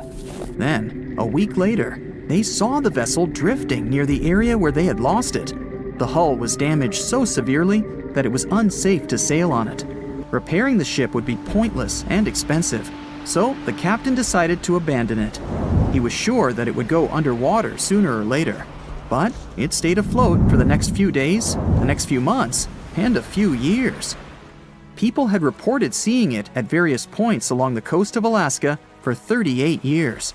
The last record of the SS Bechimo is dated 1969. Those who saw it claimed the ship was completely frozen, almost merged with the ice. Some people planned to start an expedition to find the ship, but all attempts were unsuccessful. The vessel is probably lying somewhere on the deep sea floor. It has recently become a popular location for many tourists looking for the perfect place to get away from it all. If you're lucky enough to catch a sunny day here, it's like no other, I can assure you. Chances are, you'll end up having loads of foggy days, but let's be honest, they have a special allure of their own.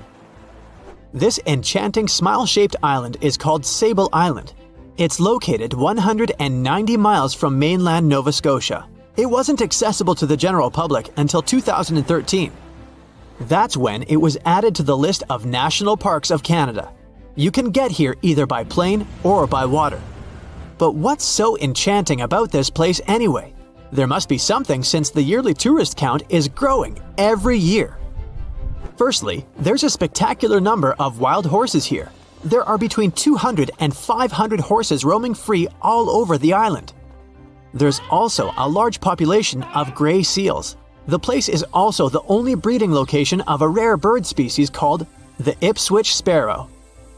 If you're already considering a trip here, there are some things you need to know first. Remember that fog I mentioned earlier? Well, it turns out that Sable Island is the foggiest place in the Canadian Maritimes. I'm talking about approximately 127 foggy days each year. During such days, Sable Island literally disappears underneath a thick layer of fog. You won't be able to explore the place on your own either. The local regulations state that visitors need to travel within a group, and they also need to keep a 197-foot distance from the wildlife they can encounter here. As charming as this place may be, it holds a dark secret hidden beneath the sandy dunes, and it has nothing to do with beautiful creatures living here or the island's unique vegetation. Apart from being known from its horses and seals, Sable Island is infamous for an overwhelming number of shipwrecks. Over the years, about 350 ships have ended their lives here, on these sandbars. When survivors described their experiences, they usually mentioned harsh weather conditions near this mysterious island. The island also made its way into literature when it was described in a book called The Perfect Storm, which was written by Sebastian Junger and published in 1997. The book was so successful that it was later adapted for the big screen in 2000, with George Clooney playing the leading role. The first recorded shipwreck near Sable Island dates back to 1583. The boat was named the HMS Delight and was under the command of British adventurer and explorer Sir Humphrey Gilbert. Only 17 people managed to survive the catastrophe by escaping in a small boat. Records mention that they spent 7 days at sea before reaching the shores of Newfoundland.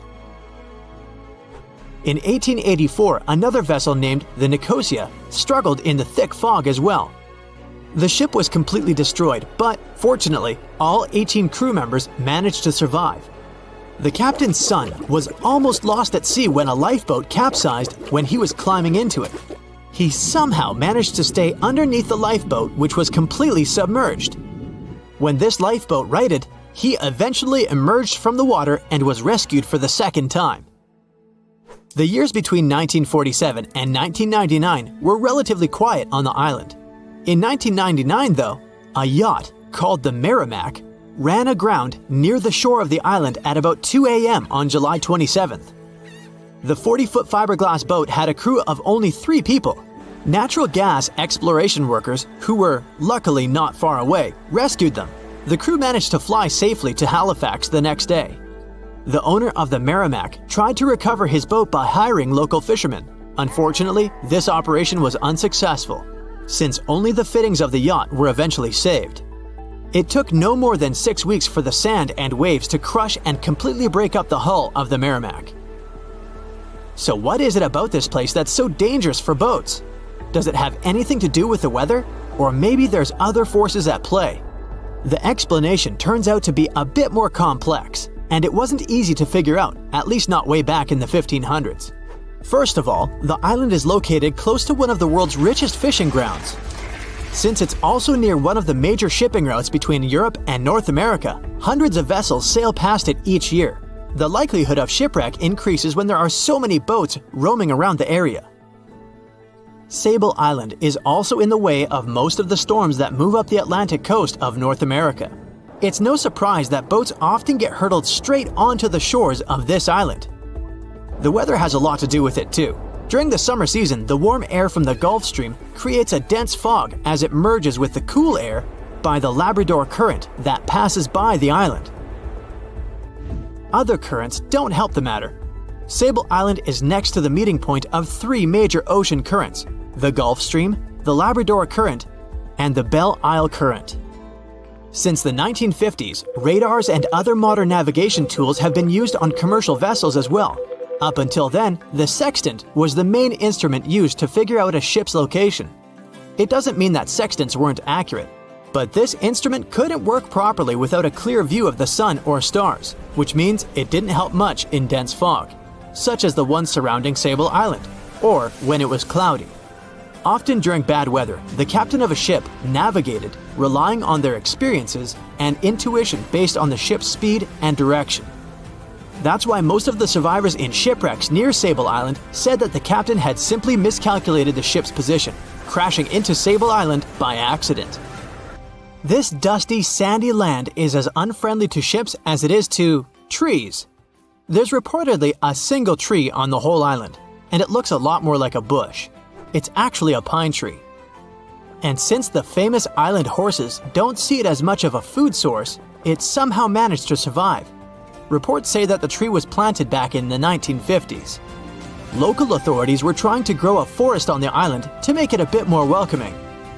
They've planted tens of thousands of trees over the years, more than 69,000 evergreens, 600 fruit trees, and about 55 pounds of pine seeds, along with other plants which could survive the conditions on the island. But they were no match for the extreme weather and sandy soil. Out of all those plants, just one pine tree is still alive. Thanks to its resistance, it has even become a symbol of Sable Island. Interestingly, for around 40 years, the island also had just one inhabitant. Can you imagine that? One person living on a remote island for so many decades? It's the story of a woman called Zoe Lucas. She chose to surround herself with the only residents on the island: the horses, the gray seals, and the many species of birds. An esteemed naturalist, she mentioned in an interview she gave back in 2017 that she was used to living on the island and that she never got lonely. To survive here, she had to put together an essentials kit. It included a notebook to take notes and a pair of binoculars to study the wildlife. You can safely assume she wasn't scared of the intimidating surroundings, since she decided to eventually call this place home. At first, Zoe wanted to set up camp on one end of the island, near some abandoned buildings. But eventually, she settled in a wooden house near a bunch of sand dunes. A Canadian institution called the Meteorological Service of Canada put together the simple construction back in the 1940s. Parks Canada operates the building these days. Zoe's work included gathering as much data on the local horse population as possible. It could help scientists better understand how they managed to adapt to the unfriendly environment. She also helped gather the debris that made it to the shore to help track pollution levels. Among all the rubbish that she collected, there was a refrigerator and a crate full of fresh peppers. Some other specialists eventually started working rotating shifts on Sable Island to offer the brave woman a little bit of company now and then. In 1945, 5 TBF Avenger aircraft took flight for a routine training exercise around the Bermuda Triangle. In the middle of the exercise, the planes were struck by intense rain and heavy winds, despite the clear weather forecast. The pilots became extremely disoriented and radioed the base to report that their navigational equipment had stopped working. The last thing the base heard was, "When the first plane drops below 10 gallons, we'll all go down together," and then static. The 5 planes and their 14 crew members were never seen or heard from again. On his very first voyage to the New World in 1492, Christopher Columbus sailed through the Bermuda Triangle. Columbus reported that one night when he was on the deck of the ship, he noticed a giant light appear in the distance, unlike anything he had ever seen before. Columbus looked at his compass for direction, and it gave off erratic readings. You might have noticed that the Bermuda Triangle doesn't appear on any world map. This is because official institutions refuse to acknowledge that the area actually exists. A popular theory suggests that rogue waves are responsible for the many disappearances. Rogue waves are called extreme storm waves by scientists. They occur when different weather patterns take place at the same time and cause large, unexpected waves. Witnesses say that the waves look like giant walls of water. These waves could explain why ships go down fast and without leaving any trace. The Bermuda Triangle is home to some pretty intense and unexpected weather. Storms build up quickly and unexpectedly, then disappear soon after. If you blink, you might miss it. This could explain why few distress signals are issued. pilots and sailors never saw the weather coming. No one knows exactly how many ships and planes have disappeared in the Bermuda Triangle. The rough estimate is 50 ships and 20 planes. Most of the time, the disappearances had no explanation and no wreckage has ever been left behind. Another bizarre theory trying to solve the Bermuda Triangle mystery comes from Charlie Berlitz.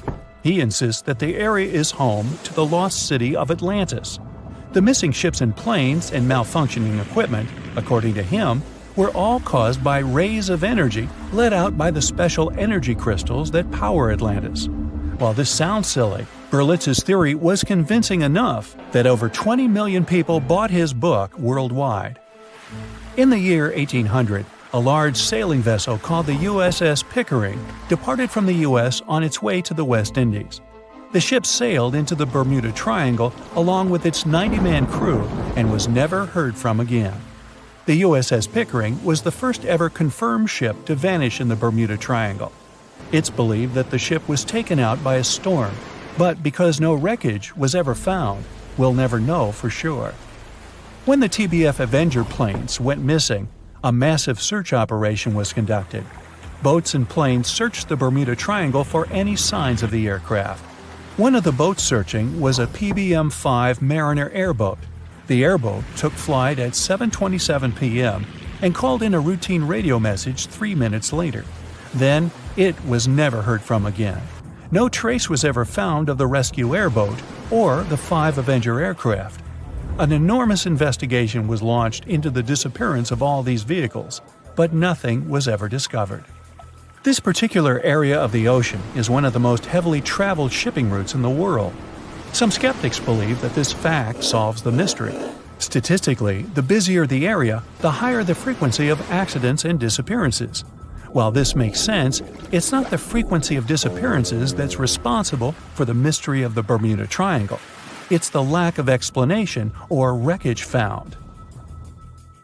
On the ocean floor, decomposing organisms let off large concentrations of methane gas that gets trapped under the water.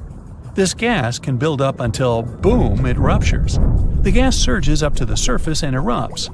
If a ship was in the area of one of these ruptures, the water would become much less dense and cause the ship to sink rapidly and without warning. Scientists believe this could be the cause of the many disappearances in the Bermuda Triangle. While this theory makes a lot of sense, it doesn't seem too likely. The U.S. Geological Survey has stated that no large releases of gas are believed to have occurred in this area for the past 15,000 years. The ocean floor is made of rocks containing a lot of magnetite. It's more like iron. Magnetic fields react to high concentrations of magnetite on the ocean floor, which may start a sort of conflict between the two. It can often lead to various weather anomalies and, as a result, navigation issues. And, naturally, any changes in the ocean floor or the Earth's magnetic fields influence the Bermuda Triangle a lot. Since the magnetic field is constantly moving, it might be also taking the Bermuda Triangle with it. Now that people know where the triangle is, it's easy to avoid it. It supposedly moves eastward together with the magnetic poles, but scientists still can't answer where exactly it will be in a couple of years. Some people blame all the disasters on the extraterrestrial paranormal activity. Others suppose it's all about raging natural phenomena. There's another triangle in Lake Michigan. Just like the one near Bermuda, the Michigan Triangle got its shady reputation for some disappearances. The first recorded one dates back to 1679. A large vessel, one of the largest of that time, set out on an expedition, yet once it got in the sinister triangle, it never came back. Much later, an aircraft disappeared in this triangle. The skies are usually very clear there, but back in 1883, some people witnessed abnormal things in the area. Some claim to have seen large blocks of ice falling from the skies, and the crew even managed to save one as hard proof. Meanwhile, the Pacific Ocean mystery area is another sinister triangle.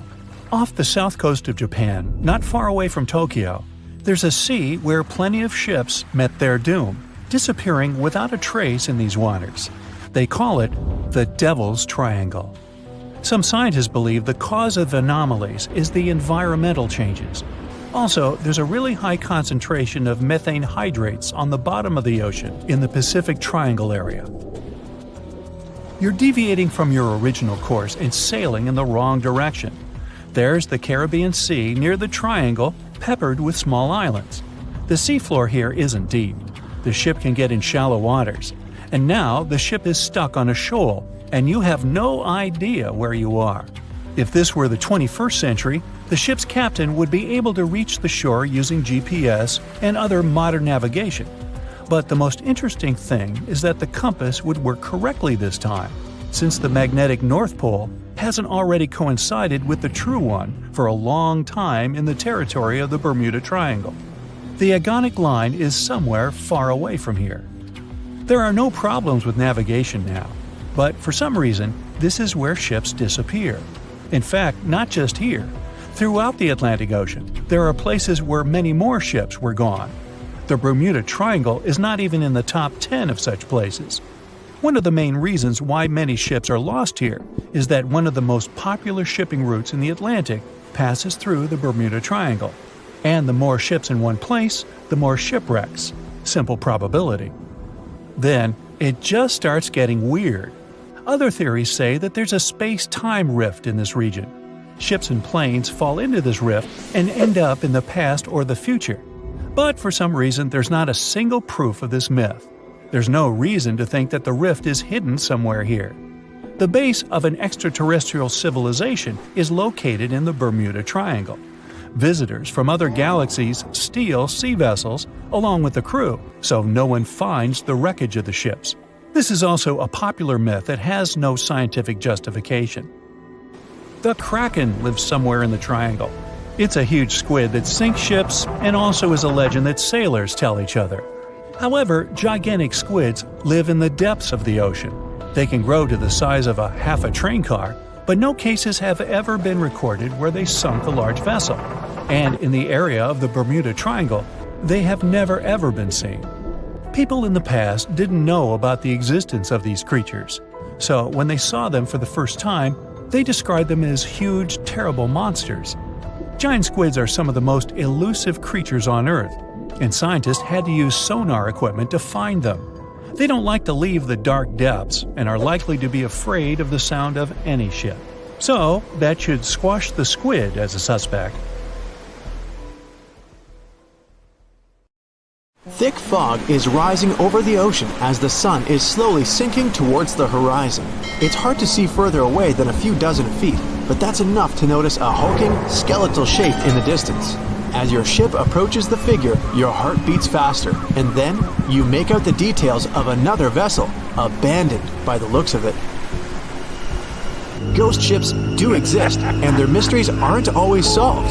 Take MV Hoita, for example. It was a wooden vessel built in 1931 as a luxury yacht. It had served well to various people over 20 years before it was bought by a Samoan sailor and became a merchant ship. In 1955, though, Hoita's service came to an abrupt and mysterious end. On October 3rd, it set sail for another trading voyage that should have taken no more than 48 hours. Delays happen in the sea, so when Hoita didn't arrive on October 5th as scheduled, there was little worry yet. But then it failed to come on the following day too. There was no distress signal or any other sign of Hoita's presence anywhere between its departure and arrival points. A search and rescue party was dispatched to find the ship, and for 6 days, they were scouting the area of nearly 100,000 square miles. On October 12th, the mission returned to the base empty-handed. Hoita vanished without a trace. It was only a month later that another merchant ship, Tuvalu, noticed the missing vessel far away from its route, drifting in the open sea and listing heavily. The sailors boarded the ship and found that all of its crew and passengers, 25 people total, were missing, along with all the cargo the vessel had been carrying. The radio was tuned to the International Distress Channel, meaning that the crew had been trying to ask for help, but they couldn't reach anyone because the radio cable had been damaged, limiting the range to 2 miles. The lifeboats were missing as well, indicating that people on board must have left the ship. Unfortunately, they seem to have taken the logbook with them, leaving the rescue team clueless as to what had happened. Even today, the mystery of MV Hoita hasn't been solved yet. No one knows where the crew and passengers had gone and what had caused them to leave. SV Carol A. Deering wasn't a ghost ship in the usual sense of the word. There were no sightings of it in the open sea. Instead, it was found on the shore, but the circumstances of it running aground are a puzzle shrouded in mystery. Carol A. Deering was built in 1919 in Maine, and it was a large vessel made for commercial voyages. Unfortunately, despite its large cost of construction, it had only served for a year before its last trip. July 19, 1920. The ship was traveling from Puerto Rico to Rio de Janeiro via Newport News to deliver a cargo of coal. It was almost halfway to the final destination when the captain fell seriously ill, and the crew turned back to drop him and his son off and replace the captain. The voyage went without incident, but when it came to Barbados in December to resupply, there were strange moods among the crew. The first mate didn't seem to be happy with the new captain. No one paid much attention to it back then, when they probably should have. The last sighting of Carol A. Deering at sea was on January 28, 1921, when a lightship noticed it off the coast of North Carolina. There was some commotion on the quarterdeck of the ship, where the crew were normally not allowed. Then, another vessel sighted it, but there was already no one on the decks. On January 31st, the merchant ship was found hard aground in the Diamond Shoals, a site notorious for numerous shipwrecks that had been occupying there for centuries. When the search and rescue party boarded the ship, they found it abandoned, the log and personal belongings of the crew gone, along with the 2 lifeboats. There is still no answer to what happened on board of Carol A. Deering that January, although the most popular version was mutiny. Maybe we'll never find out the truth though. SS Bechimo is perhaps one of the most notable ghost ships in history. This large cargo steamer was built in 1914 in Sweden and plodded its way dutifully over 16 years, trading provisions for pelts with native tribes of Alaska and Canada. But then, on October 1st, 1931, Bechimo got caught in pack ice. At first, it seemed the crew would be able to wait it out and continue on their route because the ship broke free in a couple of days. But in less than a week, it became caught again, this time for good.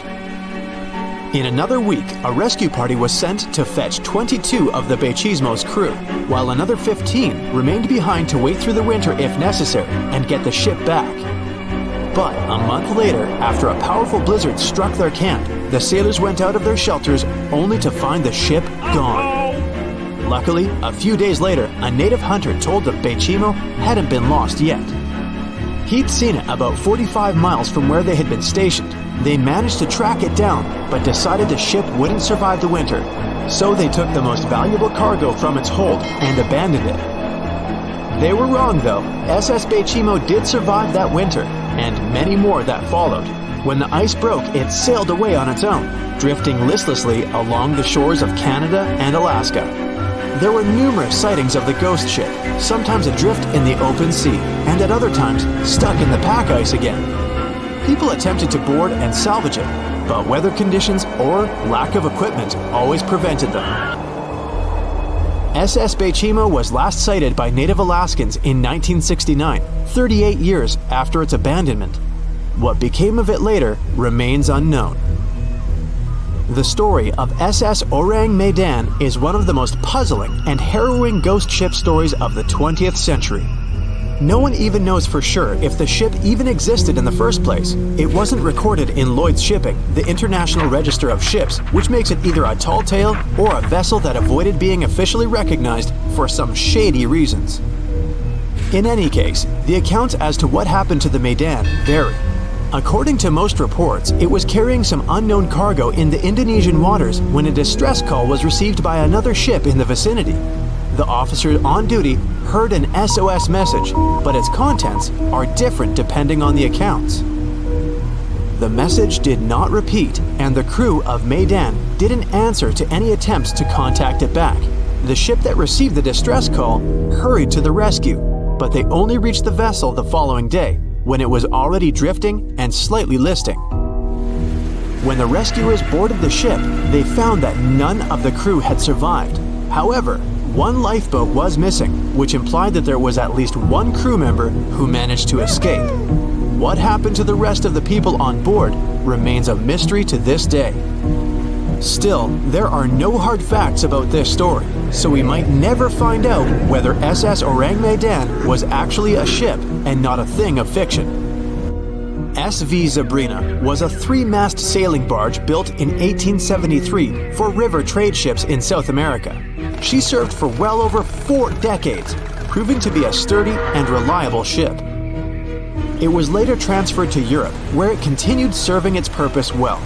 But then, in October 1917, Zabrina set sail on a regular voyage only to be found ashore several days later.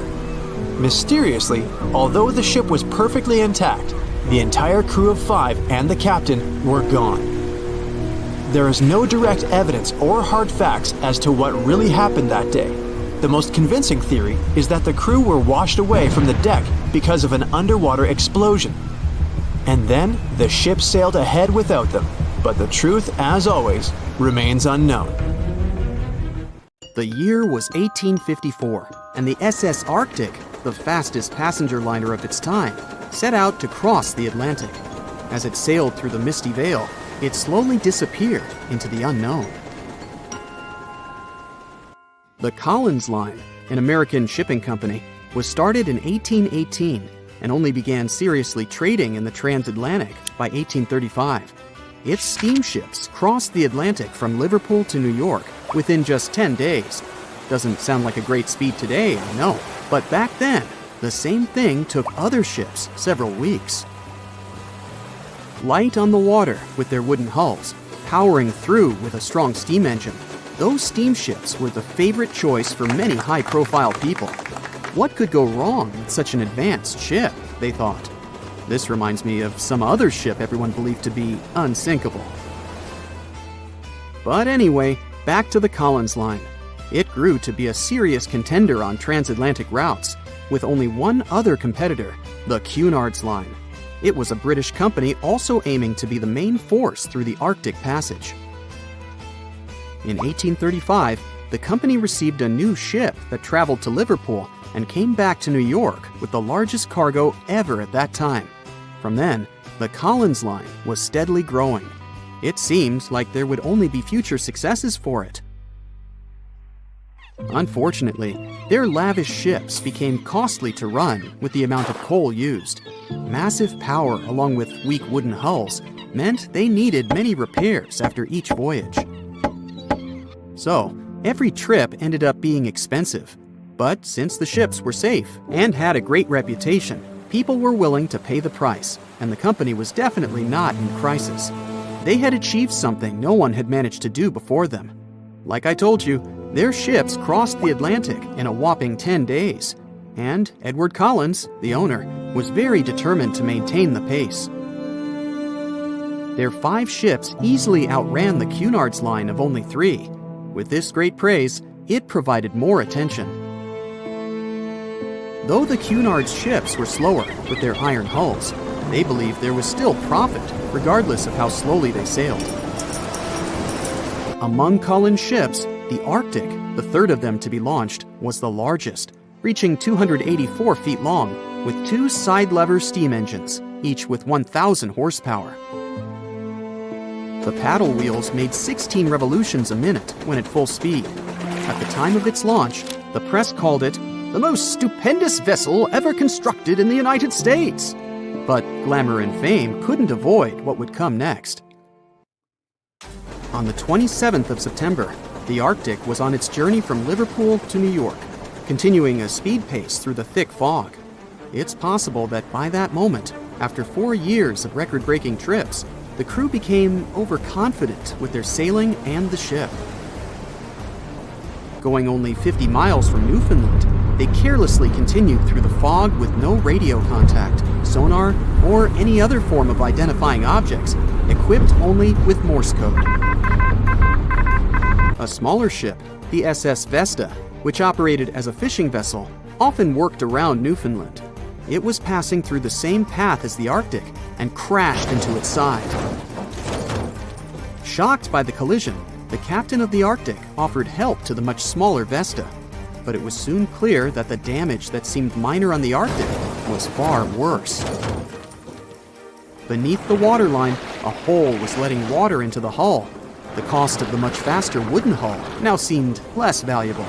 They steered toward land, trying to plug the holes, but they weren't doing so well, and the seawater continued to pour in, filling up higher and pushing the ship down. And finally, once the engine room was full, it put out the boilers, taking away the massive power the Arctic was once legendary for. They moved slowly until coming to a complete stop. The ship continued to sink, and the order was to abandon it. At the time, maritime law allowed for the Arctic to carry only 6 lifeboats, only capable of saving 180 people. The crew and some of the passengers managed to push their way aboard and took most of the seats on those boats. Things were pretty wild, and everyone forgot about their manners, not letting the ladies and the youngest ones board first.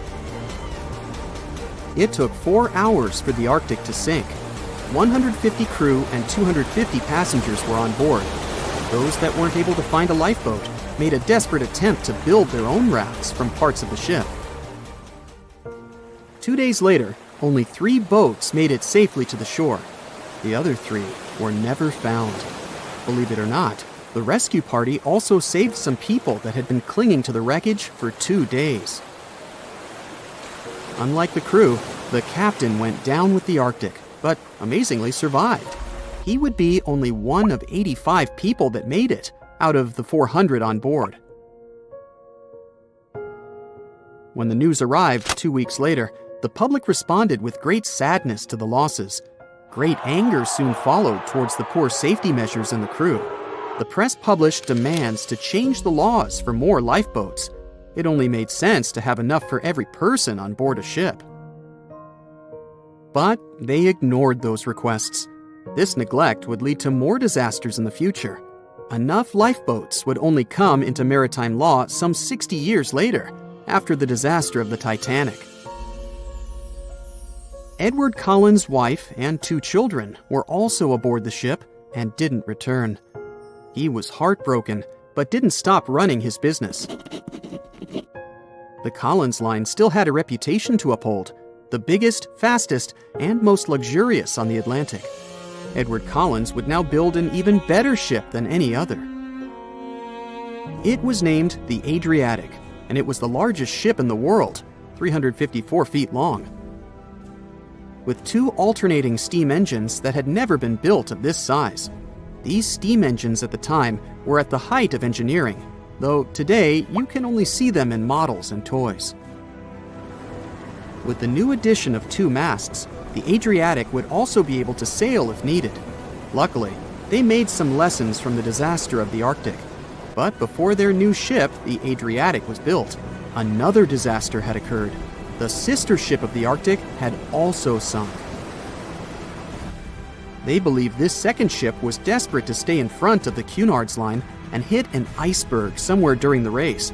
This weird contest took the lives of 141 people.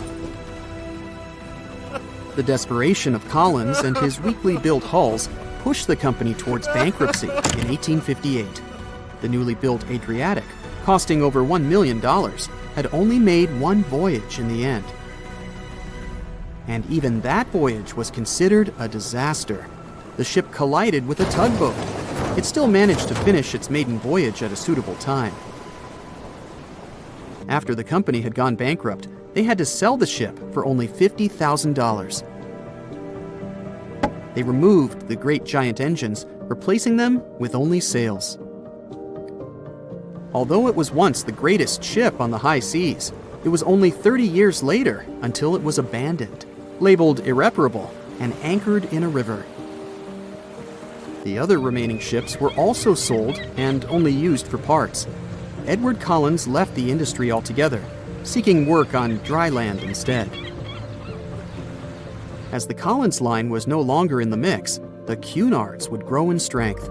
Without competition, they would win the Blue Ribbon for the next 30 years, and 180 years later, after producing hundreds of ships.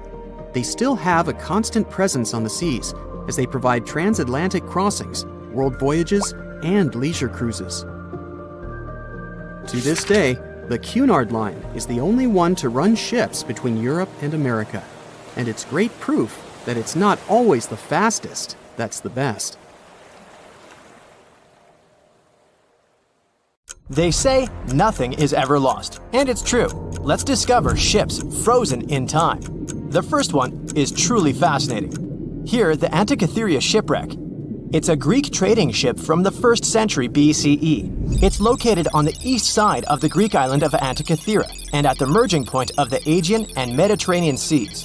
Around 2,000 years later, in 1900, a group of Greek sponge divers discovered the wreck. They were going to Tunisia, yet they were forced to find shelter from a storm on a nearby island. Since they couldn't go anywhere due to the storm, they decided to look for sponges until the weather got calmer. One of the divers discovered the shipwreck at depths of around 130 feet. Imagine someone going for a sponge hunt, but getting out to the surface with archaeological treasures. The captain of the sponge boat talked to the Greek officials about what they had found. The officials sent 2 ships to the wreckage. The salvage operation was successful, and discoveries are now in Greece's National Archaeological Museum in Athens. The findings included 3 life-sized marble horses, jewelry, coins, and hundreds of works of art, including a 7-foot-tall Colossus statue of Hercules. Among these treasures, Antikythera ephebe, a bronze statue of a young man, caught more attention. Because the ephebe doesn't comply with any familiar iconographic model, and there are no known copies of his type, he held a spherical object in his hand. Scholars have different theories of who that person could be, but they are not in a consensus yet. More than 70 years later, Jacques-Yves Cousteau and his team went to the area and recovered hundreds more artifacts and the remains of 4 people. Interestingly, they discovered a complex set of interlocking gears, capable of predicting the movement of the sun, moon, and several planets. The mechanism can also show the times of solar and lunar eclipses years into the future. Think of this Antikythera mechanism as an early computer calendar, to plan significant events like agricultural activities, religious rituals, and Olympic Games. These artifacts found in the Antikythera wreckage are some of the most important findings in modern archaeology. Just the Antikythera mechanism itself has changed our perception of the limits of ancient technology. The mechanism has a sophisticated design and was made over 1,000 years ago. After all these amazing discoveries, experts believe that the wreckage site has remained largely unexplored and is mostly because of its location and the landscape of the seafloor on which the ship rests. The wreck is too deep for scuba divers but too shallow to use something like a submersible. A survey made on the seafloor in 2012 showed evidence of a second wreck about 800 feet to the south. It's clear that this area has a lot to offer humanity. What would happen if those sponge hunters didn't go to the area? Scientists found a shipwreck in Antarctica at the bottom of the Weddell Sea 107 years after it sank. The name of the ship was Endurance, and it was the lost vessel of Antarctic explorer Sir Ernest Shackleton. Scientists who laid eyes on it decades later say it is among the greatest undiscovered shipwrecks ever. That is why they filmed the whole discovery. The video shows the remains of the Endurance and proves it is still in remarkable condition. It has been sitting in 10,000 feet of water for over a century, yet it looks like it sank very recently. So the story goes like this. The ship was crushed by ice and sank in 1915. Shackleton and his crewmates had to escape by themselves in small lifeboats. From then on, it was all about survival. Shackleton imagined to get his crew to safety. Then, the ship sank. Yes, this is a pretty impressive story. But why did scientists prize this ship? Firstly, Shackleton's Imperial Trans-Antarctic Expedition sailed to make the first land crossing of Antarctica. Yes, the crew was trapped in ice, but the intention was important. Secondly, it's about the challenge itself of finding the shipwreck. The Weddell Sea is almost always covered in thick sea ice. The same ice that made the Endurance sink.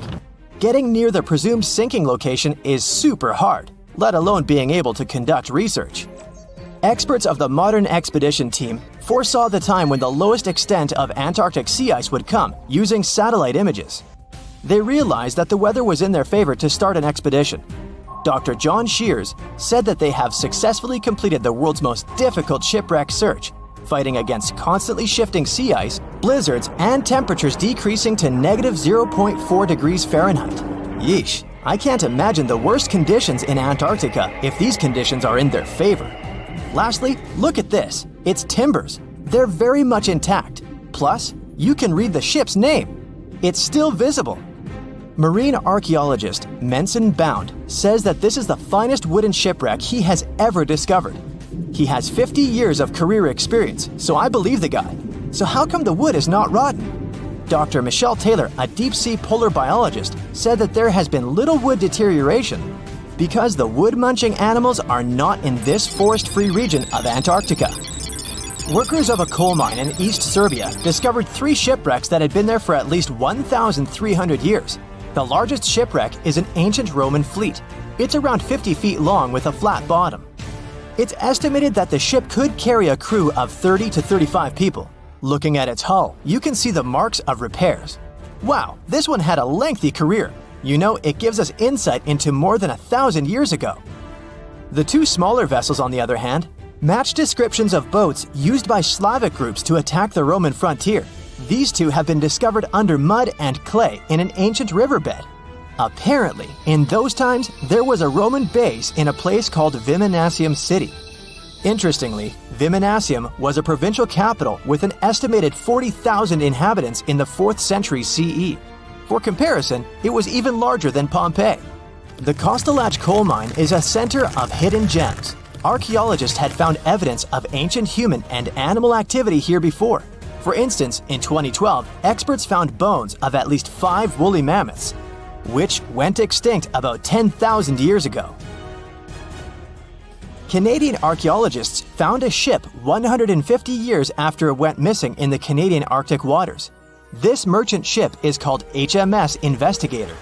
It was purchased in 1848 to search for the explorer Sir John Franklin's ship that got lost in the Northwest Passage expedition. So, HMS Investigator left Britain in 1850 for this rescue operation. The expedition crew, captained by Robert McClure, sailed the Investigator into the water. He realized that he was in the final leg of the Northwest Passage, the sea route across North America. But before he could sail into the Beaufort Sea, the 122-ton ship itself got stuck in the thick ice. The crew spent the winter over the Prince of Wales Strait. The following summer, McClure tried again to sail to the end of the passage, but the ice blocked his way once more. Here, too, the crew was forced to leave the ship. He steered the crew into the Bay of Mercy. There, they were to remain until 1853 when the crew of the HMS Resolute rescued them. Imagine a crew of 60 people who had to spend 3 winters in the Arctic without even knowing if they would survive. Later on, the ship was found sitting upright in about 36 feet of water. It was in very good condition. Arctic water has prevented the outer deck of the vessel from deteriorating quickly. The outline of the ship and its timber can be clearly seen. Plus, archaeologists have uncovered artifacts on land left by the sailors. They had unloaded everything before abandoning the Investigator. 3 sailor graves and 1 British naval shipwreck had also been discovered in the area. I wonder what else they could find there. Wow, it's the only place where 1 minute you're learning 17 natural ways how to get rid of houseflies, and the next, you're taking an epic journey straight into a black hole. More than 10 billion, with a B, views in total. That's 47 billion minutes watched, or more than 70,000 years. That's all the way back to the Ice Age. No, I wasn't around then. 40,000 videos, hundreds of topics, and most importantly you, a whole 44 million of you. Our viewers. We could populate an entire country if we wanted to. We'd like to continue helping you learn and giving you useful skill improvement tips. Got a thirst for knowledge? We've prepared 4 masterclasses on creating a 2D character animation from scratch, 10 hours of video lessons, practical tasks using professional software, and additional materials that you can use with your own projects. Get the full course now and create your own animated masterpiece. The sea. This unrelenting water beast has been defying all attempts to tame it for centuries. Many ships driven by the wind have gone through the harshest parts of the world. Some have survived the struggle with the sea, and many have come off second best. It's the year 1834. A ship called the Pilgrim is setting a course to sail from California to Boston. The journey will venture around South America and then past Cape Horn of Chile. Richard signs up as a merchant seaman aboard the Pilgrim. This is his first voyage at sea. The crew tells Richard stories of the Drake Passage off Cape Horn, a route that's legendary for its dangers. Countless ships and sailors have disappeared in those waters. Since Cape Horn's discovery in 1526, it's quickly become known to all those that have sailed around it as the ultimate test of any mariner's skill and of any ship's strength. Those that have survived the journey call Cape Horn a sailor's nightmare. Jack the helmsman, a salty veteran, steers the ship towards this most dangerous of all routes. Jack has been aboard the Pilgrim since it was first commissioned in 1825. He's passed by the Horn many times, each time learning a different lesson from the tests provided by the sea. The Pilgrim has been refitted since its past voyage a year ago. Richard values Jack's experience, given that it's his first journey at sea. Jack assures Richard of his confidence in the Pilgrim, even though it's just a small wooden brig with 2 masts. Jack's aware that wooden vessels are gradually becoming outdated, replaced by new steam-powered ships. But Jack prefers the maneuverability of the Pilgrim and would take it over the steel ships any day. Richard is excited to be aboard. There's so much to explore in life as a merchant seaman, but the guy struggles to acquire his sea legs on the boat. Forceful winds make the Pilgrim move faster, providing Richard with a quick introduction to life at sea. At the same time, nothing can prepare him for what is to be experienced at Cape Horn. It's the southernmost point of land before Antarctica. The gap between the icy continent and Cape Horn holds the infamous Drake Passage, approximately 700 miles between Cape Horn and the Antarctic Peninsula. Strong winds provide an uninterrupted, steadfast journey toward the Horn. But, as Jack tells Richard, the winds are more concentrated at the Drake Passage. They create a funneling effect, becoming stronger and more unpredictable. Richard is unsure of what this might mean for the Pilgrim, but understands that there's no easier route to travel around South America. A few days pass. The Pilgrim sails by the many islands that make up the western coast of Chile. Although the sea has been relatively calm, Richard continues to deal with his lack of sea legs. His movements are still not very graceful. The constant, ever-swaying deck rises and falls, and Richard finds it hard to get used to the motion. Random large waves hit the Pilgrim from every angle. The ship is quickly approaching Cape Horn. Richard looks towards great thunderous black clouds in the distance. "Welcome to the Horn," Jack says, half laughing. A wry smile upon his face soon disappears. The man gets serious, knowing what awaits them all. Stronger winds start blowing the sails as the crew scrambles to hang onto the ropes. Richard desperately sets to adjust the aft sails, adjusting for the constant change in strong southerly winds. Jack holds firm at the helm, knowing the importance of his role. He's wary of the swell. It can build very quickly the further south they travel. It's crucial the Pilgrim doesn't venture too close to the Horn when they approach. The great darkness that was in the distance is now all around them, filling the sky in every direction. Blackened clouds throw rain and hail down at the crew as they try to resist the enraged weather. Jack is directed by the captain at the helm, changing the direction of the vessel. The temperature has dropped significantly. Barely keeping the water from his eyes, he turns toward the port side bow to provide his face a brief break from the torment of the wind. Looking out into the distance, the man sees the Horn standing alone, surrounded by mist. It's a haunting sight. He steers the Pilgrim along the face of the Horn, the distance getting shorter. The waves shrink in height since the depths become shallower. But these waves are much steeper, and their angle can cause more damage to the wooden vessel. Jack's unsure how much of these waves the Pilgrim can take before the hull is breached. Richard, still posted at the aft sails, watches the water and icebergs floating by. He's unsure how large they actually are, since they're mostly hidden underwater. But he knows to alert Jack if any get too close. Just one iceberg hitting the Pilgrim will be all that the hull can withstand. Dutifully, he watches over the side and into the distance. Icebergs aren't the only thing to look out for. Rogue waves are common in these seas as well. The connecting Antarctic and Pacific Oceans, mixed with stormy weather, form waves together. This creates much larger rogue waves. Such waves have been known to reach up to 100 feet tall. They can destroy most vessels in their path. It'll surely be the end of the Pilgrim if it comes across a rogue wave. Strong currents adjust the route of the Pilgrim, as though the Horn is trying to lure the ship toward its rocky shallows. Slowly, they are getting pulled closer toward the Horn.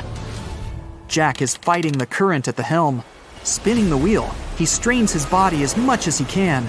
Grunting, he plunges the wheel from the port side to starboard and back again. The captain keeps yelling directions. To a novice, they're extremely confusing. But Jack, a hardened veteran, continues to interpret the directions with ease, steering to readjust their course away from the Horn. The captain orders Richard to assess the hull below the decks. With the level of pounding the Drake Passage has provided so far, it's surely harmed the ship in some way. Richard runs to the deck as another sailor yells something at him, but the noise of the sea makes it difficult to hear. A wave hits the side, flowing onto the deck. Richard manages to hang on to the mast before he's almost swept overboard. The entire front deck seems to be underwater. Hanging on as the water rolls off the sides of the ship and waiting for it to clear, Richard watches the Horn slowly go past. Still, it beckons toward the Pilgrim, as though asking for its dues from the crew. The currents are still pulling the ship, while the storm is raging on, with no end of the struggle in sight.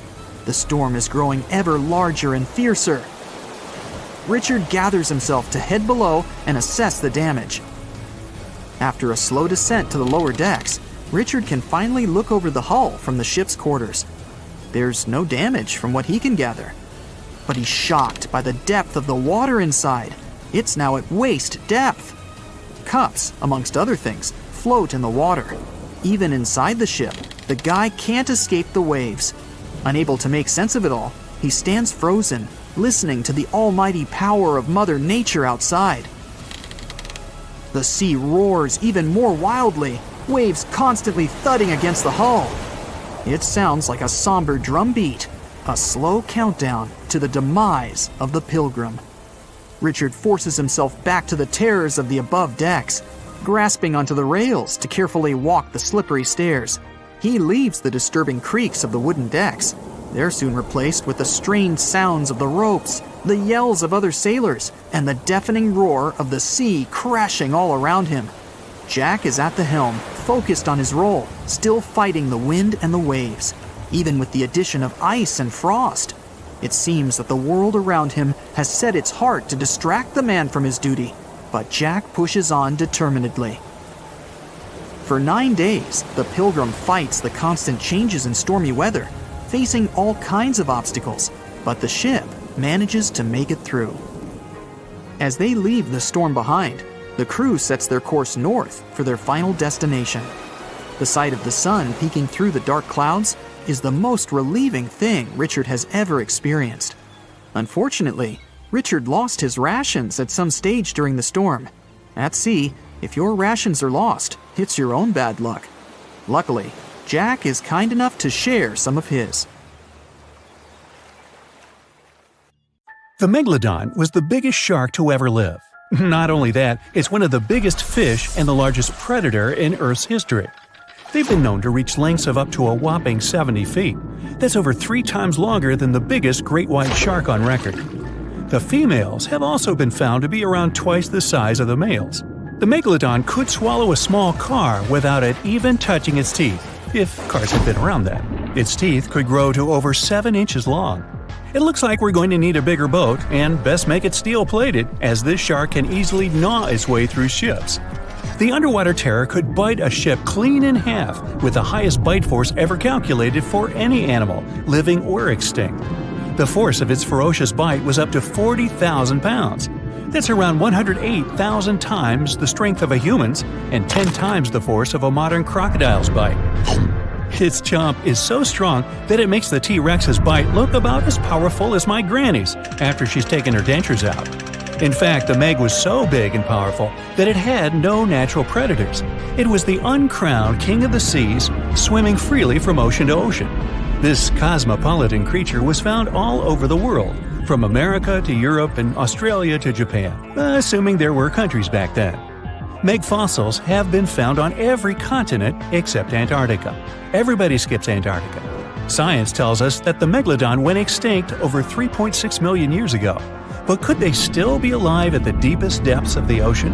Only around 80% of the ocean has been explored, and its deepest point, the Mariana Trench, is over 7 miles down. So who knows what's lurking at the bottom? If you did manage to make it down, it is unlikely that you'll run into a Meg, though. The sharks, like us, preferred warmer coastal waters. Deep ocean living would be too cold for the beasts, and food would be scarce. Their entire bodies would also have to evolve to avoid being squished by the enormous water pressure down there. It's unlikely they're still around, but not impossible. Some good news, if you do run into one, is that the shark is pretty unlikely to eat you. You are way too small a meal for the megalodon, even if you have a couple of friends with you. This guy eats whales that are over 50 feet long. If you're having a beach party, though, it's a different story. In a beach full of swimmers, the shark very well might creep up, scooping several humans into its giant mouth without even chewing. But wait, let's rewind. How does the shark take down a 50-foot whale? It first bites off its fins, making the whale unable to swim away. It then casually munches it down piece by piece. Because of their size, sharks had to consume over a ton of food every single day just to sustain themselves, like me. All that food made the megalodon extremely heavy. They range from anywhere between 50 to over 100 tons. For context, that's around the same as 7 to 16 adult male African elephants. To fit all this food in, their jaws had to open pretty wide. A megalodon's jaw could span 9 by 11 feet wide. That's easily big enough to swallow 2 adult humans side by side. The fearsome name megalodon comes from 2 Greek words, mega meaning big and odont meaning tooth. So combined, they mean what? Big tooth. And it certainly lives up to its name. Just one of its chompers is the same size as a human head. It had 276 humongous teeth in total across 5 terrifying rows. In all of history, only a couple of saber-toothed cats and the T-Rex had consistently bigger teeth. Now that's a showdown I'd like to watch. The megalodon vanished millions of years ago, leaving only huge teeth to be found by modern archaeologists. They literally disappeared with very few traces left. Scientists believe that, over time, sea levels dropped and the ocean temperatures went down rapidly. Over a third of all marine life was wiped out as the oceans cooled, and a number of animals at the bottom of the food chain plummeted. This had a catastrophic effect on the hungry predators at the top. Sorry guys. It became way too cold for these sun-loving sharks too, which made it difficult for them to reproduce since they gave birth in warm waters. The megalodon is usually described as a sort of giant great white shark, but this is just a common myth. In fact, the ancestors of today's great white existed at the same time as the Meg. But they weren't best buddies, and were even in competition with each other. The great white shark was a better hunter, using its smaller size and agility to snap up the Meg's prey quickly. They were also known to eat Meg pups, who were only half their size. This didn't help the whole extinction thing. Even infant megalodons were huge, coming in at just under 7 feet. While a great white was no match for an adult Meg in a head-to-head fight, they sure weren't scared of stealing their food. This only left the bigger fish and whales for the Meg, but its food supplies began to run out as the whales swam to the cooler new seas. The whales adapted to prefer the colder temperatures, leaving our friend the Meg behind. The megalodons either starved or were frozen into extinction by the Ice Age. Rather than a great white, the megalodon is more like a modern bull shark. It had a short snout, flat lower jaw, and huge pectoral fins to support its massive weight and size. As scary as they are, these sharks were actually caring family guys. Several megalodon nursery areas have been discovered in Florida, Maryland, and Panama. They gave birth to their young in shallow water environments. We know this from discovering loads of tiny megalodon teeth found in these areas. Gee, I wonder if they had nannies too. But how come there are so many megalodon teeth out there for us to analyze? Well, due to their messy, aggressive eating habits, sharks regularly lose their teeth. They lose a set of teeth every 1 to 2 weeks. That's 40,000 teeth in a lifetime. They must rake in a fortune from the tooth fairy. Because of this, their teeth were continuously raining down to the ocean floor. Luckily for us, they're also the hardest part of a shark skeleton, which is why so many teeth have survived and become fossilized.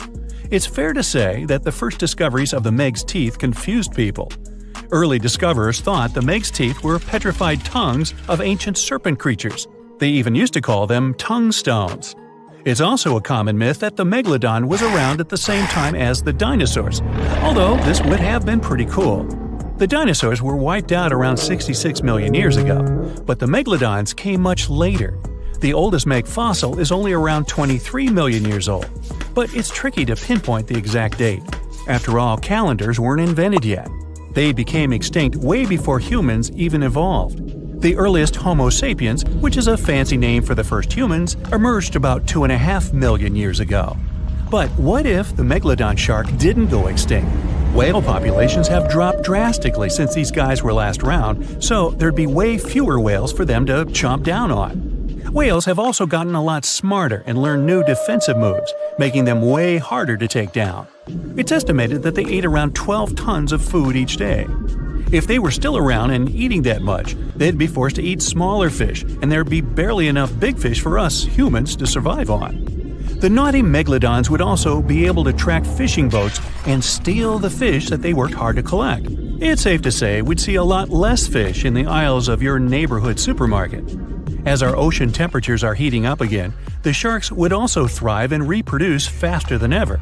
There'd be more and more of these giant eating machines in the water, reducing our fish supply even more. It would also cause massive problems for cargo ships and cruising vessels. Imagine coming into contact with one of these bad boys while you're sunbathing on the deck. Even beachgoers would be hard hit. Megalodons give birth in shallow waters, so many of our favorite beaches would quickly become dangerous shark nursing grounds. Hey, where did that beach volleyball game go? They were playing just a moment ago.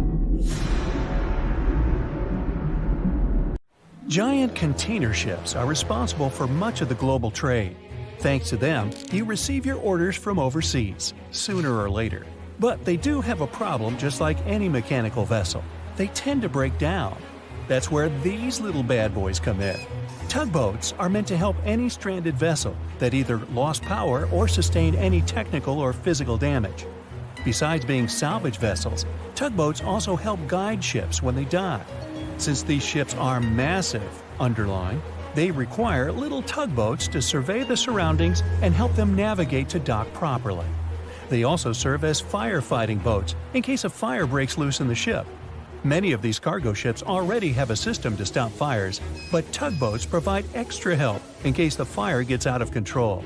Many cargo ships pass through below-zero regions like the Arctic and face plenty of obstacles, or icicles. Tugboats to the rescue again. They can make the first move by breaking the ice so that the vehicle can pass through without damaging itself or delaying its course. They also help large ships move through narrow areas. On March 23, 2021, the Ever Given, one of the largest container ships in the world, got stuck in the Suez Canal for 6 days. It froze global shipping of almost $10 billion of trade in a day.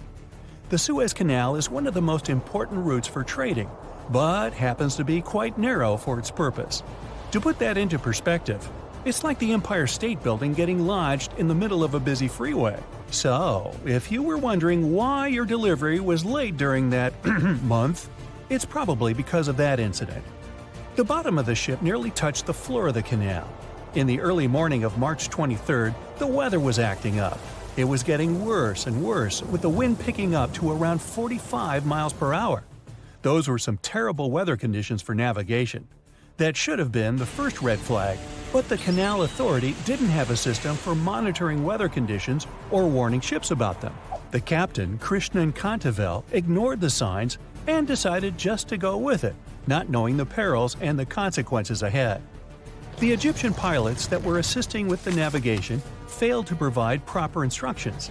As a result, the ship became jammed diagonally, essentially blocking the whole canal.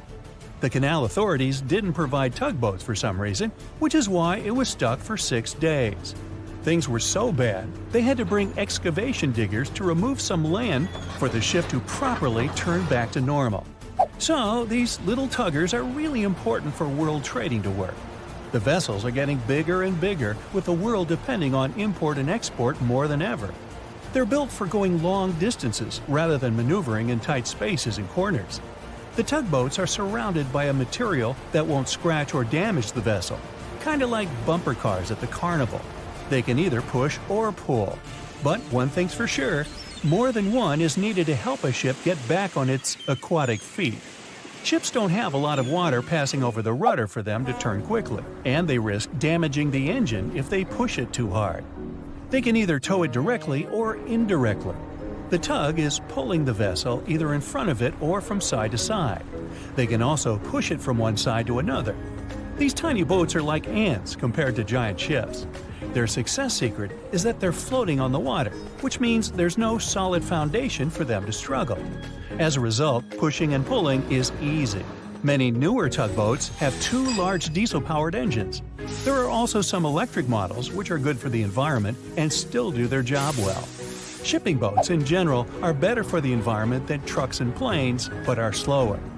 Shipping vessels mainly carry food, clothing, electronics, furniture, and my stuff. The biggest ship can carry the Eiffel Tower on its back like it's no big deal, although getting it over to the ship would be. They're 1,000 times more powerful than a regular car.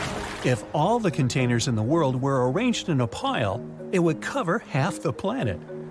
If you ever walked on a beach in the 90s and saw what appeared to be a rubber ducky, you weren't dreaming. In 1992, a shipping crate holding 28,000 rubber ducks was lost at sea while journeying from Hong Kong to the U.S. They say it fell off the ship and has been around the world's oceans for more than 20 years. What seemed like a horrible accident that would leave dire consequences for the world's marine ecosystem proved to also be helpful for us to learn and understand the world of plastic pollution and how the ocean currents work. These ducks seem to have had quite the journey when they broke free from their container life. Some reports showed they got washed up on the shores of Alaska, South America, Hawaii, Pacific Northwest, Scotland, Australia, and even froze in the Arctic. Rather than making their way to thousands of bathrooms in the U.S., they went rogue and backpacked around the world to see what else lies beyond tiled walls and bubble baths. Many were collected and removed from the seas and oceans, while some are still out there. There are around 2,000 of these duckies circulating in the currents of the North Pacific Gyre. In case you were wondering, that's a place where the currents meet and whirl with one another between Japan, Alaska, Kodiak, and the Aleutian Islands. They've even created a website to track these ducks down with a contact form that lets people inform of one or many ducks they find across the world. But who knows? Maybe we'll never recover every single duck that was lost at sea at the time. This is just one incident out of many. Studies show that at least 2,000 to 10,000 shipping containers are lost at sea every year. Many containers that do slip off and fall into the sea don't always sink to the bottom. They're floaters.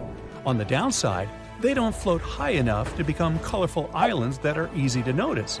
They float like icebergs, with just the top of the container showing, which means that any passing ship or boat won't see it from above.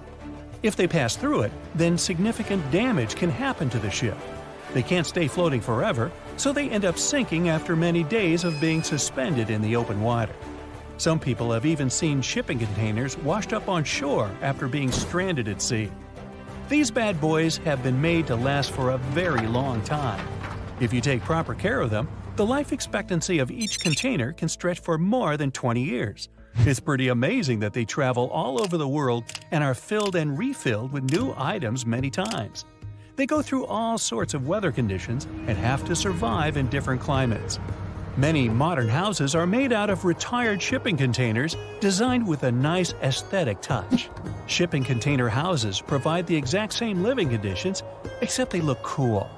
Besides looking cool, they're economically friendly compared to regular houses.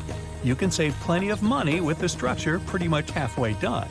All that's needed is just a little foundation and a few adjustments here and there, and boom, you've got yourself a house. You're also doing the world a favor by contributing to the environment. Those homes are recycled containers that have just been refurbished and polished for anyone to live in. They're good enough to live in freezing conditions and scorching weather. The industry is booming, so you can have your new home delivered to you within 10 weeks. You can customize it before they build it for you. It's easy to transport since it's not heavy, it's just bulky. You can predict your cost without the surprise payments that might follow. Many of these containers start their journey in a steel yard and travel all over the world. And in the end, they retire in a nice piece of land and host families that will get to be a part of their history. Wow, I can hardly contain myself. Ships and planes disappearing without a trace. Passengers never seen or heard from again. Reports of strange lights in the sky. No, these aren't scenes from an upcoming Hollywood blockbuster, but some of the strange occurrences reported for over a century in an area ominously dubbed the Graveyard of Lake Ontario, also referred to as Canada's Bermuda Triangle, or the Marysburg Vortex. It stretches across a portion of Lake Ontario from Kingston to Prince Edward County in Canada, and down to Oswego, New York in the US. The tales about this area can be as chilling as the frigid lake water on which they took place. The most unsettling story involves the schooner called the Bavaria. It was 1889, and the ship was being towed across the lake. Rough waters severed the tow rope, and the Bavaria floated away. Luckily, the schooner was later found safe and fully intact. But there was one thing missing: the crew! Not a single person was found on board. What makes the story even more bizarre is that the dinner table was set, a loaf of bread was discovered, freshly baked, and the captain's money and his papers were fully accounted for. There was even a pet canary happily chirping away as if nothing was amiss. What happened to the crew? We may never know. And this was not a unique incident. Just over a decade later, in 1900, 3 ships, the Annie Minnis, the Picton, and the Acacia, were sailing across the lake. But only 2 would make it to their final destination. The third one, the Picton, was speeding ahead of the others when it simply vanished. According to a cook on the Annie Minnis, "We were well out into the lake and making good time when all of a sudden we saw the Picton's topsails coming off, and then her lower sails settled, and then, while we stood and watched, the Picton just disappeared." It's possible that the ship sank, as there was some wreckage later seen in the water, but the ship itself was never found, and none of its crew ever located. A few weeks later, a bottle with a note inside was discovered in Sackett's Harbor, New York. The note was from Captain Sidley of the Picton. "Have lashed Vesey to me with heaving line, so that we will be found together." Vesey was the captain's 12-year-old son. The note creates more questions than answers. If the witnesses were correct, the ship's disappearance was quite quick. When did Captain Sidley know he was in danger? Why not signal for help if he had any warning? And when did he have time to write a note, bottle it, and tie himself to his son? It truly is a mystery. And it was not just ships that ran afoul of the strange forces in the area. Planes also struggled to make it through in one piece. In 1975, Ron Scott flew out from the Picton Airport in his Cessna 172. As he entered the Marysburg Vortex, his plane banked to the side. For several seconds, he was unable to right the plane, but once he did, the same force banked him to the other side. Again, he was stuck there for a few seconds, unable to control his plane. A skilled pilot, he had never experienced anything like it before. He was certainly luckier than Royal Canadian Air Force pilot Barry Allen Newman. Newman was at the same spot back in 1952, when he lost control of his jet and crashed into the lake. To this day, his body has not been found. In total, over 270 ships and at least 40 planes have met a tragic end in this area. And adding to the mystery, sometimes people report a series of bright lights or orbs, or a dark ship hovering in the sky. these are even harder to explain.